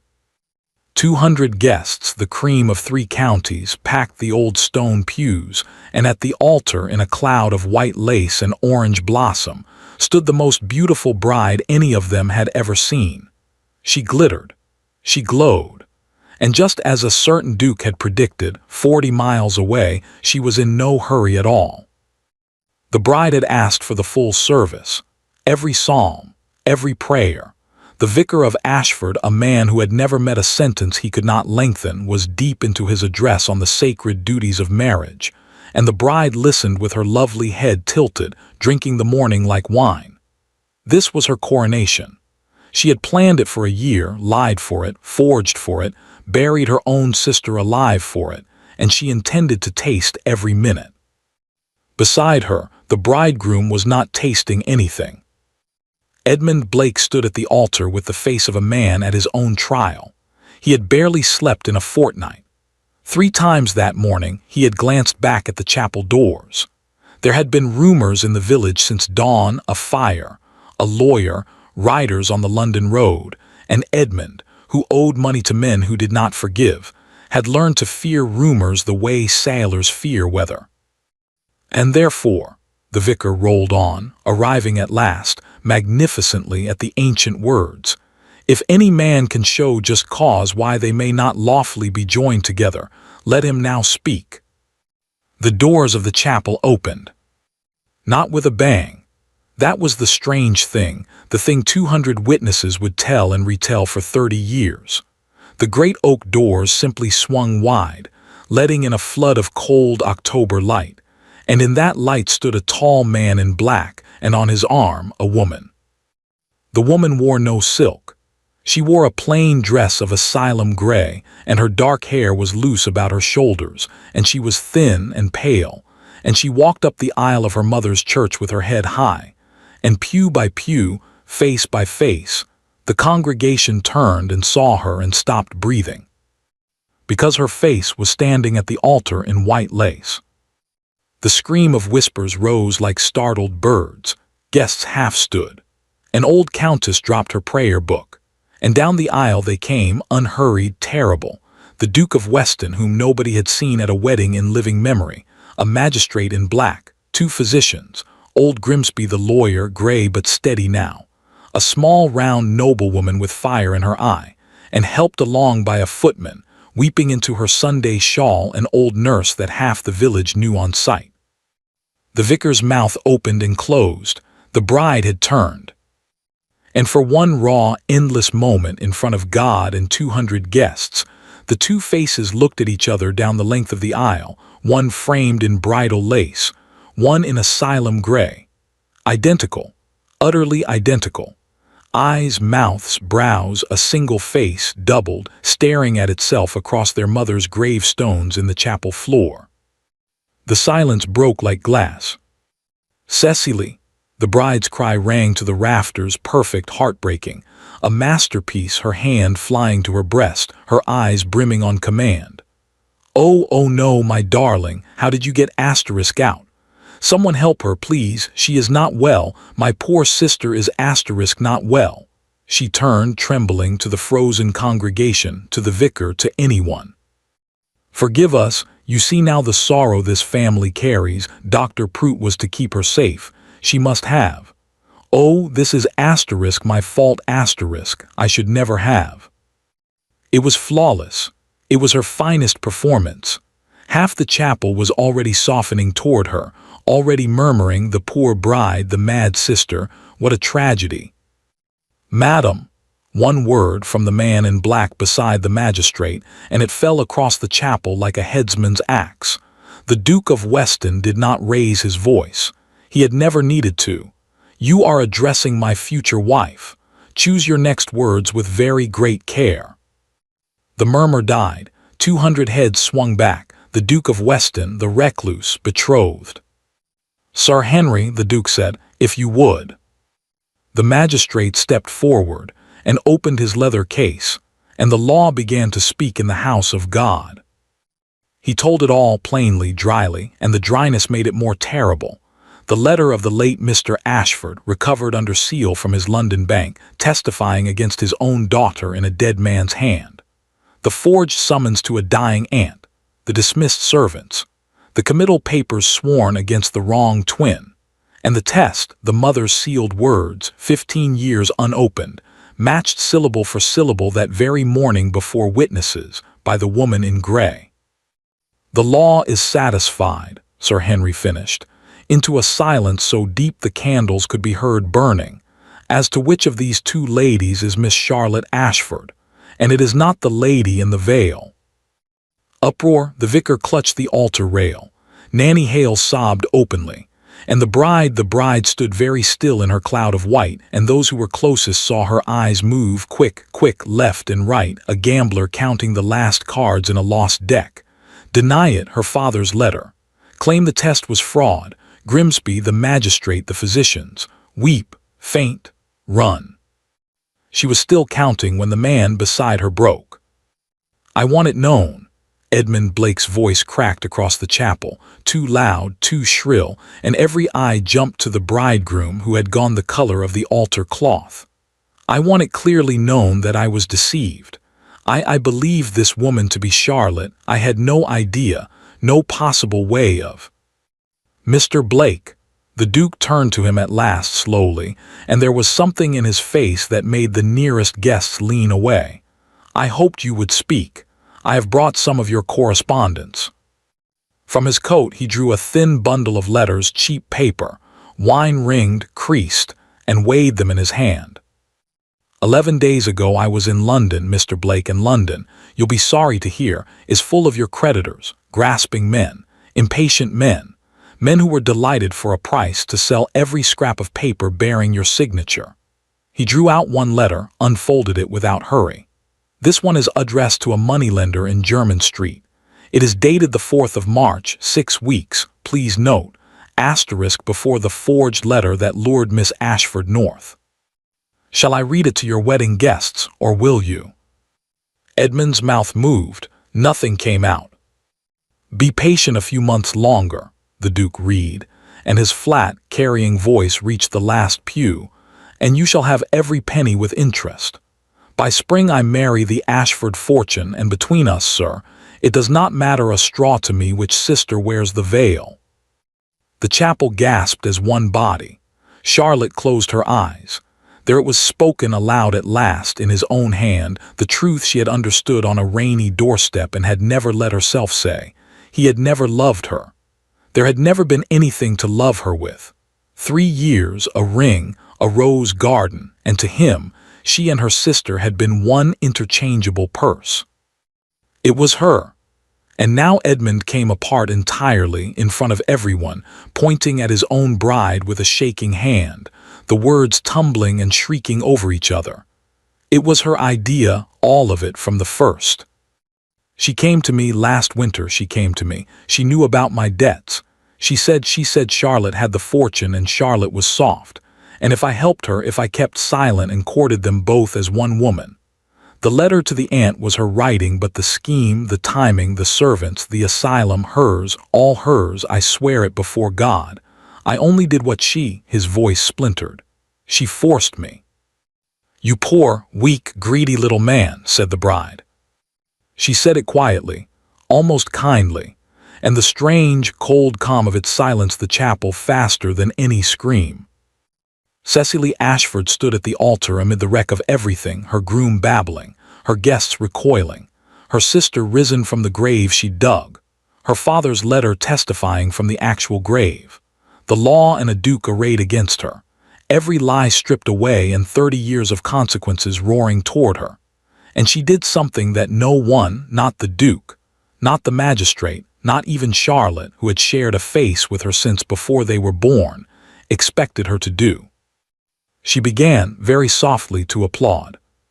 Slowly, deliberately, her white-gloved hands coming together in the enormous silence once, twice, 3 times, while her gaze traveled around the chapel, over the magistrates and the physicians and the letters and the appalled, avid faces of society, and came to rest, at last, on the woman in asylum gray. "Well played, Lottie," she said. "Papa always said you were the good one." She reached up with both hands and lifted the bridal veil from her head and let it fall to the chapel floor like a shed skin. "So before they take me away, shall I tell them all what being the other one was like?" And what Cecily Ashford said next, no one in that chapel would forget for the rest of their lives. No one stopped her. Perhaps they should have, the magistrate had every right, and Dr. Prout would certainly have called it a symptom. But there are moments when even the law holds its breath, and this was one of them. A bride in a ruined wedding, standing over her fallen veil, addressing 200 people who had come for a marriage and were about to witness a confession. "I was born 11 minutes after her," Cecily said. 11 minutes, that is the whole of my inheritance." Her voice was quiet and clear, and it did not tremble at all, and somehow that was worse than any weeping. You are all looking from her face to mine and asking yourselves how anyone could do what I have done. Let me save you the trouble. Imagine, if you can, being a copy. Not a sister, a asterisk copy asterisk. Imagine that every person who ever smiled at you performed one small motion first here. She touched the corner of her own eye lightly. A flicker. A check. Which one is this? My whole life no one ever simply looked at me. They verified me. My governess, the servants, the vicar. My own father. Her gaze found Charlotte standing gray and still in the aisle. He loved you the way the sun shines, Lottie, without trying, without stopping. And he was fair to me and kind to me and careful with me, the way one is careful with a debt. Children know the difference. Children know it before they know words. Cecily, Charlotte began. I'm not finished. Still quiet, still terribly calm.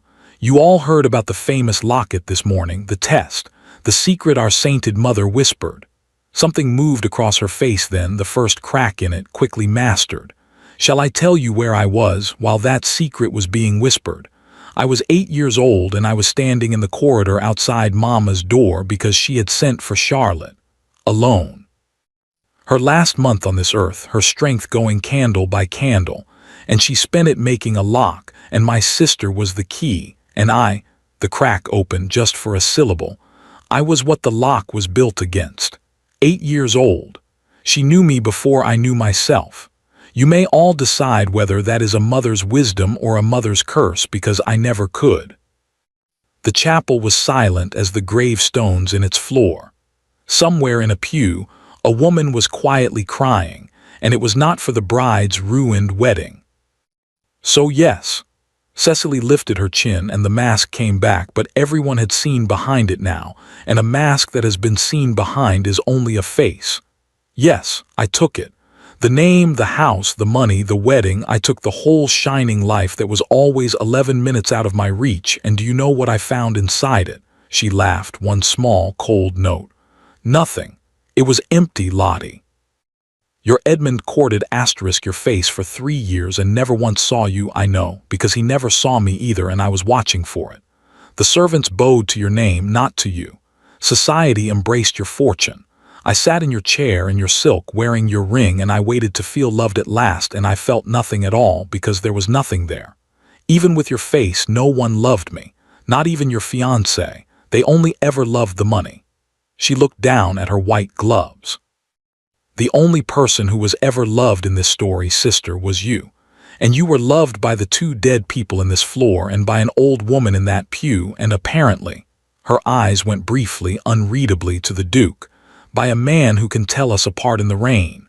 That is more love than most people are given in a lifetime. I stole everything you had, Lottie. I could not steal asterisk that asterisk. It turns out that was the fortune. And then, with 200 pairs of eyes upon her, Cecily Ashford did her last unexpected thing of the day. She reached down, picked her veil up off the chapel floor, folded it neatly, laid it across the altar rail like a settled bill, and turned to the magistrate. I believe, Sir Henry, she said, that you have papers for me to sign. I'll want nothing. I'll contest nothing. Let's not be tedious about it. The reckoning when it came was swift, and it was not Charlotte's doing, though the county talked of little else all winter. Edmund Blake did not stay for the reckoning at all. He slipped out of the chapel during the confession, white and sweating, and was on the Dover road by nightfall, because the Duke of Weston, with the cruelest courtesy imaginable, had simply returned his purchased debts to the moneylenders of Jermyn Street that same afternoon, with a short note observing that Mr. Blake's expected fortune had asterisk fallen through asterisk. What the courts would have done to Edmund was nothing beside what his creditors intended, and he knew it. He was last heard of in Calais, giving dancing lessons under a false name, forever glancing at doors. He had wanted money without love. He ended with neither, in a country where no one checked which sister he was mourning, because no one asked about him at all. Dr. Josiah Prout lost his license by spring, when the magistrate's report reached London.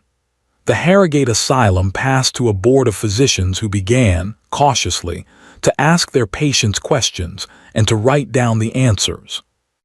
And Cecily signed everything. Renunciations, confessions, restorations, page after page in that elegant, slanted hand that had done so much harm, now undoing it stroke by stroke. The law could have asked for prison. Charlotte stood in the magistrate's chamber with every power in her hands at last, and asked instead for exile, and no one who saw her face dared call it weakness. "You came into the world holding her hand," Nanny Hale said quietly that evening. "I know," said Charlotte, "I was there." Ashford Hall came back to life, the way a garden does, not all at once, but window by window. Mrs. Finch was found keeping house in Shropshire and returned at a run. Old Peter came back to his stables and wept on the neck of every horse in turn. Nanny Hale was installed in the warmest room in the south wing, protesting magnificently, and ruled the household within a week. The new butler, Marsh, was kept on. Charlotte would not punish a man for believing a lie the whole county had believed, and he served her ever after with the particular devotion of the justly forgiven. And on the first mild day of spring, in the rose garden where 3 years earlier a hollow man had dropped a ring in the grass, Charlotte Ashford walked with the Duke of Weston. They had walked a great deal that winter. Propriety was satisfied. Lady Margaret trailed them at 40 yards, ferociously pretending to study birds, and the county had long since stopped being surprised. But today the Duke was quiet even by his own standards, and at the turn of the path he stopped and looked at his gloves, and then took them off altogether, which for Nathaniel Weston was very nearly a speech. "I have faced down magistrates, moneylenders, and your sister," he said. "I find this considerably worse." "Your Grace." "Nathaniel, you've earned it 11 times over." He turned to face her, barehanded in the spring light, and the storm-gray eyes were not cold at all now. They had never been cold, she knew that now. They had only been waiting. "Charlotte, on the day we met, the second time we met, you asked me a question in my carriage, and I gave you half an answer. You asked how I knew you, how I could possibly be certain when your own people were not." He took a breath. "Here is the whole answer and my question with it. The world tells sisters like you apart by tests and lockets and letters because the world looks at faces. I never had that problem. You are not, and have never been, one of 2 identical women. You are the girl who ruined a white dress in the mud for a stranger and forgot it by supper. You are the woman who walked out of an asylum and asked for mercy for her jailer. There is exactly one of you, Charlotte Ashford. Anyone who has truly seen you once could never, not for a heartbeat, not in the rain, not in the dark, mistake you for any other face on this earth." He held out his open hand, palm up, the hand of a boy from a summer fair, holding an invisible cap. "I have known you for 11 years and loved you for every one of them. Marry me." Charlotte looked at the open hand. Then she reached into her pocket and took out a small, folded square of white, the corner of her handkerchief, and laid it in his palm, and closed his fingers over it, the way a girl had once handed back a cap at a fair. "It's a very fine coat," she said through her tears. "I hope your day mends, sir." And the Duke of Weston, the cold Duke, the recluse, the man the county swore had never once smiled in public, threw back his head in the middle of the rose garden and laughed, until the birds startled up out of the hedges, and Lady Margaret, 40 yards away, abandoned ornithology forever and came running. The wedding was in June, in the chapel at Ashford Hall because, as Charlotte said, a house is not healed until it has held something joyful, with Nanny Hale weeping in the front pew, Grimsby beaming over the register he had, this once triple-checked, and the whole village crowding the doors. And if, at the edge of the churchyard, a plain hired carriage stood for a little while that morning, and if a woman in a plain traveling dress watched from behind its curtain as the bells rang, and pressed her gloved hand once, briefly, against the glass before the carriage rolled quietly away toward the coast, well, only one person in England could have said for certain who she was. And that person, standing radiant in the chapel doorway in her wedding lace, lifted her hand toward the departing carriage and held it there open until the road was empty. Never let go, even if she does. 1 year later, if you had stood at the gates of Ashford Hall on a certain June morning, 1 year after the wedding, you would never have believed what those old stones had seen. The windows stood open to the summer, every one of them, and the smell of cut grass and baking bread drifted down the drive. In the stable yard, old Peter was teaching a village boy to braid a mane, swearing gently at him in the way that meant affection. Mrs. Finch could be heard through the kitchen windows, conducting the household like an orchestra. And from the nursery on the south front, the warmest room but one in the house, came the sound that had changed everything. The small, imperious, entirely wonderful sound of a month-old baby demanding the world's attention. She got it.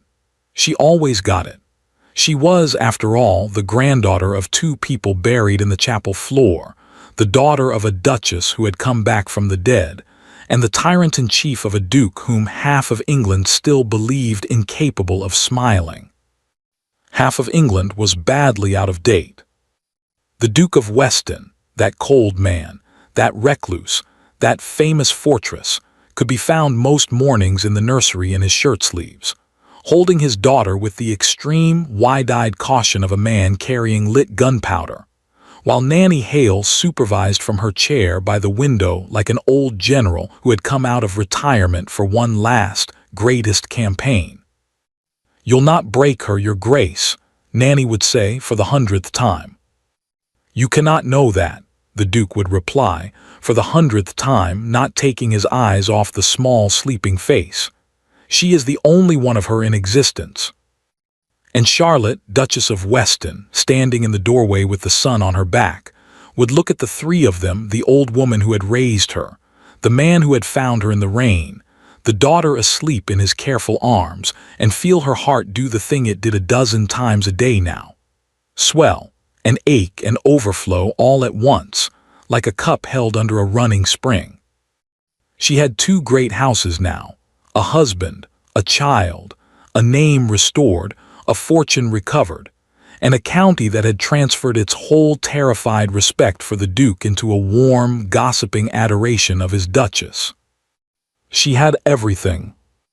Everything except one thing, and that one thing was the reason that, on this particular June morning, there was a letter lying unfinished on the desk in her private sitting room, as there had been, one way or another, for a year.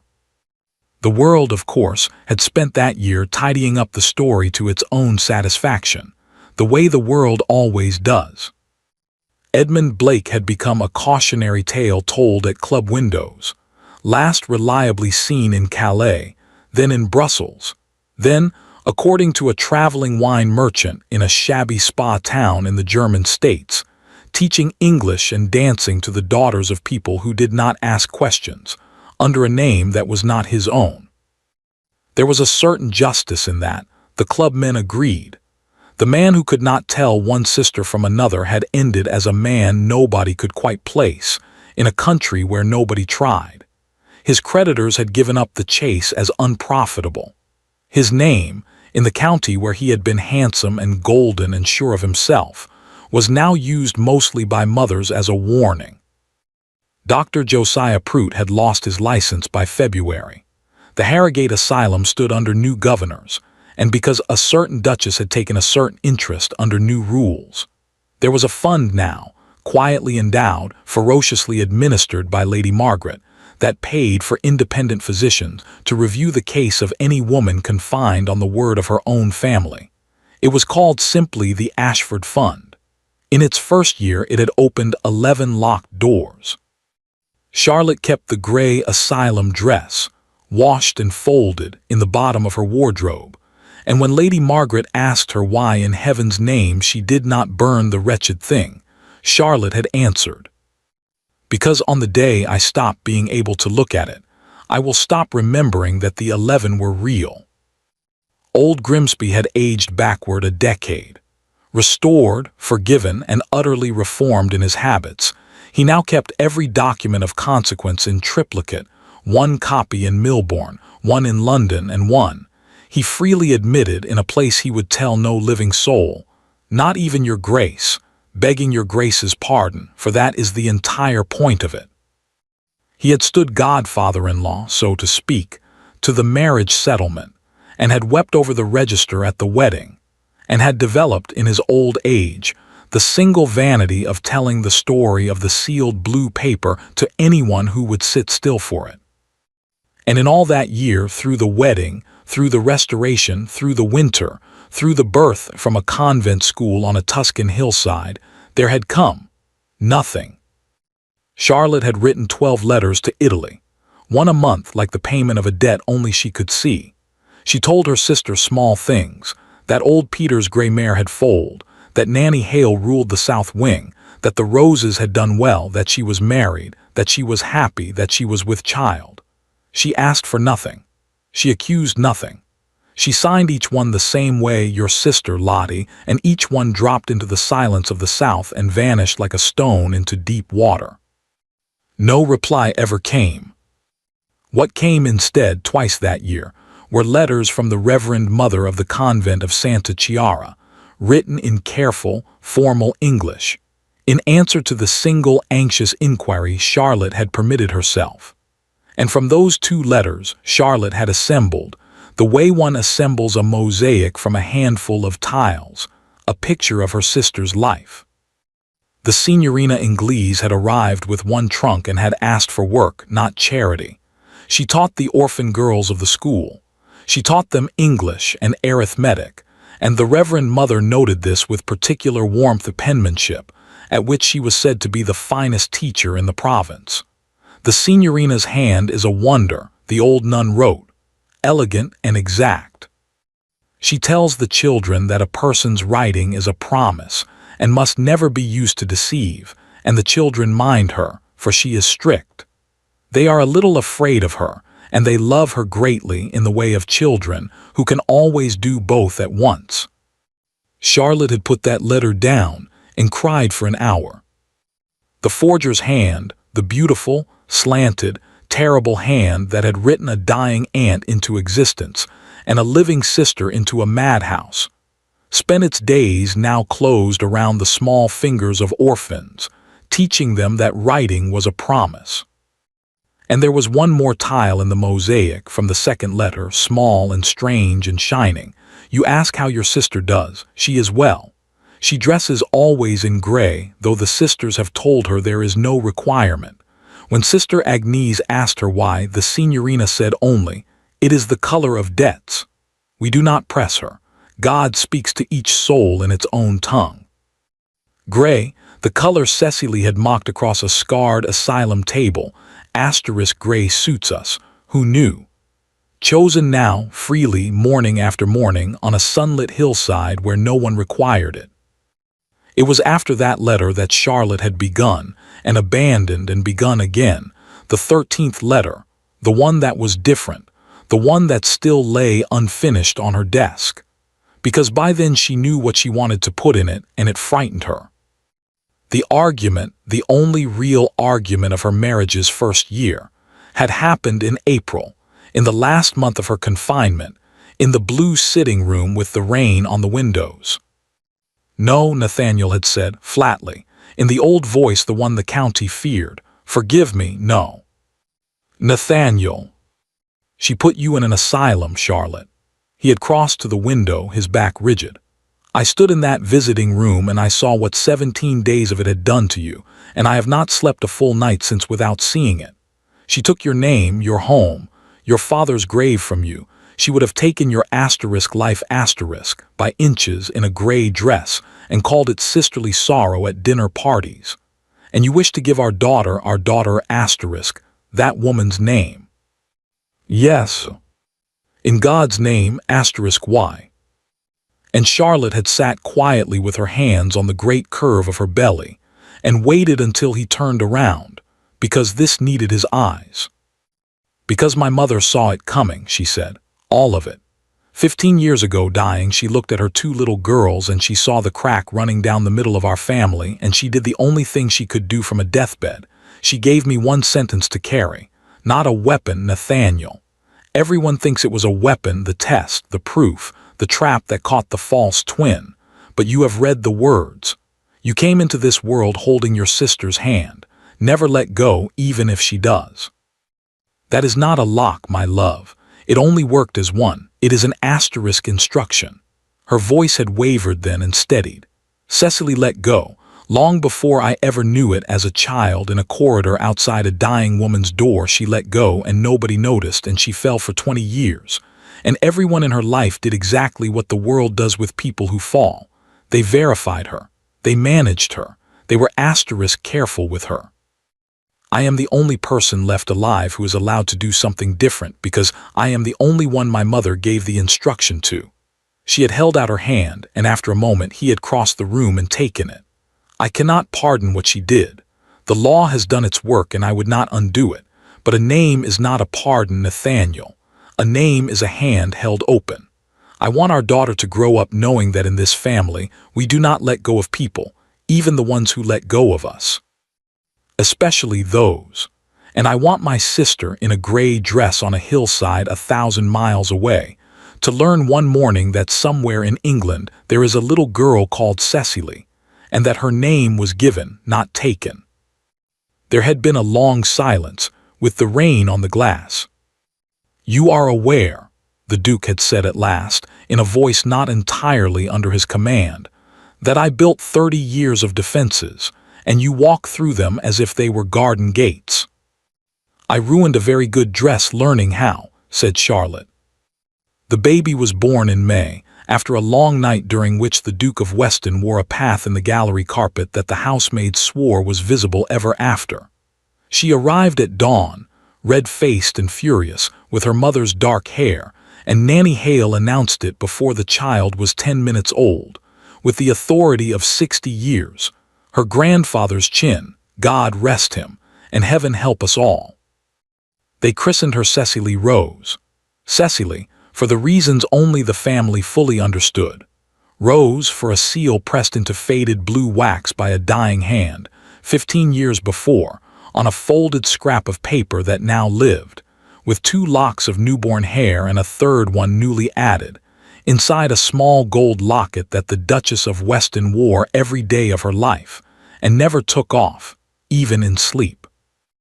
And when the christening was set for September in the chapel at Ashford Hall, Charlotte went up to her sitting room and took out the 13th letter, and this time she did not stop. Ashford Hall, June the 19th asterisk. My dear Cecily asterisk. This is the 13th letter I have written you, and I know now that you have read the other 12. I know because the Reverend Mother, who is a truthful woman, wrote to me that the Signorina Inglese keeps a wooden box on the shelf above her bed, and that it is opened and closed on the 1st of every month. You never were careless with things that mattered. It was one of the 1,000 ways Papa could not tell, and I could not tell, how much you were hurting. You kept everything so beautifully. I am not writing to speak of what happened. The law has spoken of it, and the county has spoken of it endlessly, and I find I have nothing to add to either. I am writing to tell you 3 things and to ask you one. The first thing is that I was there in the chapel when you told them what it was to be a copy. I have thought of it every day for a year. I want you to know that I believe you, not as one believes a defense, as one believes a map. You showed me the country you had been living in all our lives, 11 minutes wide and cold as January, and I saw that I had been standing next to it since before we were born and had never once truly looked at it. For that blindness of mine, not for anything else, for I owe no other apology, and you would despise me if I offered one. I am sorry, Sissy. I called you that until we were 6, do you remember? And then a governess said it was babyish, and I stopped. I am starting again. The second thing is that Mama saw you. I know you stood in the corridor. I know what you think that door meant. But you only heard that she gave me a secret. You never learned what the secret said. It said, you came into this world holding your sister's hand. Never let go even if she does. Read it again, sissy. Read it as a teacher of penmanship who tells her children that writing is a promise. It is one sentence and every word of it is about you. She did not spend her last strength building a lock against her broken daughter. She spent it binding her whole daughter to her broken one with the only rope she had. You were not what the lock was built against. You were what the rope was tied to. She knew you would let go. She was your mother. She had seen your eyes go cold at 8 years old, and it must have frightened her more than dying. So she made me promise to hold on for us both. I have kept the promise badly and lost you for 20 years, and found the letter of it only in a magistrate's office. I mean to keep the spirit of it now. The third thing is that on the 10th of May at 6 o'clock in the morning I had a daughter. She is loud and stubborn and beautiful, and Nanny Hale, who is well, and who rules this house, and who prays for you at chapel every Sunday by name, out loud, daring anyone to remark on it, says she has Papa's chin. We christen her in September in Mama's chapel. We have named her Cecily. I will not pretend my husband found this easy, and I will not insult you by pretending it was nothing. It was not nothing. It was everything I have. It is a hand held open, sissy, held out across 1,000 miles and 20 years and all of it. Everything held open in a rose garden gone quiet, the way yours was held open to me once across a font, when we were an hour old and did not yet know we were two people. Now the question. It is a small one, as the largest questions always are. Come and see your niece. Come to the christening, or come after, or come in a year. The door does not close. It is not that kind of door anymore. I have had all the locks in this family taken off. Come in your gray dress. You will find I keep one too. No one will verify you at my gate, sissy. No one will check. There is exactly one of you in existence, and there is one person left in the world who has always been able to tell, and she is asking you to come home. Your sister, who was there when you arrived, holding on. Lottie. The letter went south with the July post, and the summer closed over its wake, and Charlotte made herself stop counting the days and failed and counted them. July gave no answer. August gave no answer. Lady Margaret took to lingering by the hall table when the post came in, ferociously pretending to sort invitations. Even the Duke, who had said once quietly, "She will not answer, my love. Some people cannot bear to be forgiven. It is the one weight they never learn to carry." Even the Duke was seen to glance at the silver tray. And then, on the 3rd of September, 5 days before the christening, among the bills and the invitations and a wine merchant's catalog, there lay a small envelope of cheap Italian paper, addressed in a hand that made Charlotte's heart stop in the middle of the entrance hall. Elegant, slanted, the most careful handwriting in the province. She carried it out to the rose garden to open it. She could not have said why, except that some letters need sky. Her hands shook so badly at the seal that she laughed at herself, and the laugh came out as something else. Nathaniel, watching from the terrace, did not follow. Some doors a husband guards from the outside. Inside the envelope there was no letter. There was a single strip of paper, cut with scissors, perfectly straight, the economy of a woman who wasted nothing now, not paper, not words, not chances. On it one line, no greeting, no signature. 15 words in that beautiful, exact, promise-keeping hand. If there is anyone left on this earth who could still recognize me, it is you. Charlotte, Duchess of Weston, stood in the rose garden with 15 words in her 2 hands, and wept as she had not wept since a magistrate asked her what her mother whispered. And if you had asked her, she could not have told you whether it was grief or joy, because it was that rarest weather of the heart, when both fall at once. Because it was not a yes. But oh, it was not a no. The christening of Cecily Rose on the 8th of September was the kind of day the county talks about for a generation. Gold light, full pews, the bells of Ashford Chapel ringing over the stubble fields, and a baby who screamed through the entire sacrament with such magnificent fury that the vicar remarked she was clearly opposed to sin in all its forms. It was Nanny Hale. Of course it was Nanny Hale, whose old eyes had never once in 60 years been wrong about that family, who saw it first, from her seat of honor by the chapel door. A plain hired carriage stopped at the far end of the churchyard lane, where the yew trees made their shadow, stopped and staying.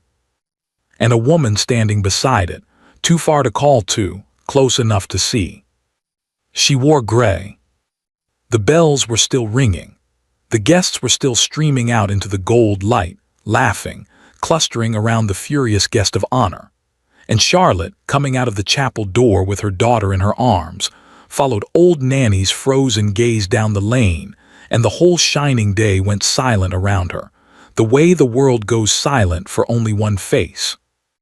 Her own face, thinner, browner from a southern sun, 20 yards and 20 years away, half in the shadow of the yews, standing very still, the way a woman stands at a door she does not believe she is allowed to knock on. Afterward, no one could agree how long the two of them stood looking at each other across the churchyard. Lady Margaret said a full minute. The vicar said 10 seconds. Nanny Hale said it was 20 years, and she was the only one who was right.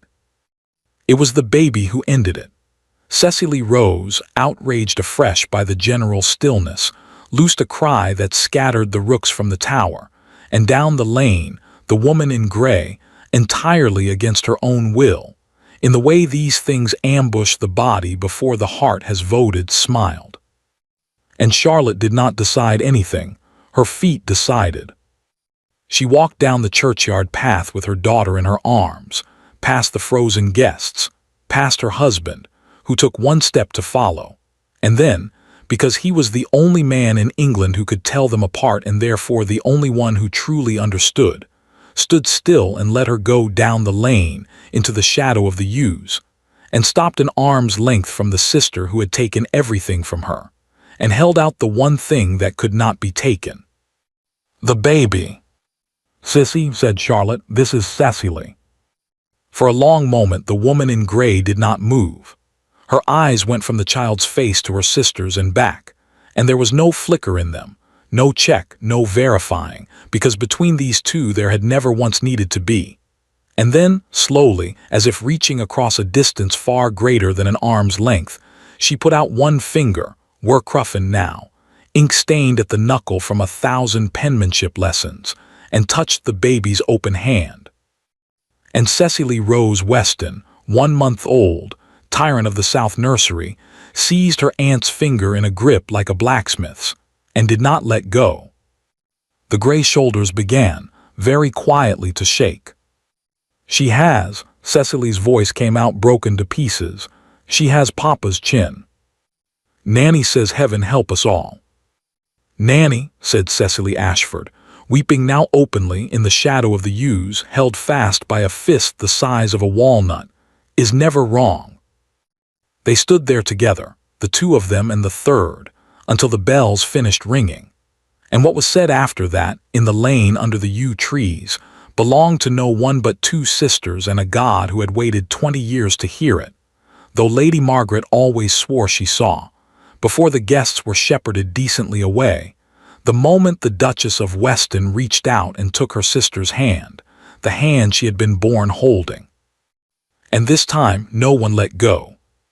So the story ends the way the oldest stories do, not with the punishment, though there was punishment, not even with the wedding, though there was a wedding, but with a door left open, and a name given instead of taken, and one line of a dead mother's handwriting, kept and honored on both sides of the sea. Cecily did not stay that first time. She returned to her hillside and her orphans, because debts, as she said, are paid in the color gray, one morning at a time. But she came again at Christmas, and the Christmas after, and the summer after that, teaching her niece over the vigorous objections of Nanny Hale, who held that 3 was too young for such things, the first careful strokes of the most beautiful penmanship in 2 countries, and telling her sternly, while the child's whole fist gripped the pen, "Remember, little one, a person's writing is a promise." And in the great house above them, in a locket of old gold, 3 curls of hair lay folded around a strip of paper worn soft at the creases. A mother's last sentence, which had turned out in the end to be true twice over. You came into this world holding your sister's hand. Never let go, even if she does. Because sometimes, not always, dear listener, but sometimes, and it is worth everything to know it, the ones who let go come back down a churchyard lane in a gray dress, 20 years late, and find a hand still open. Thank you for listening to the story all the way to the end. Please tell us which city you're watching from and what the story made you feel. Don't forget to subscribe so you won't miss new stories.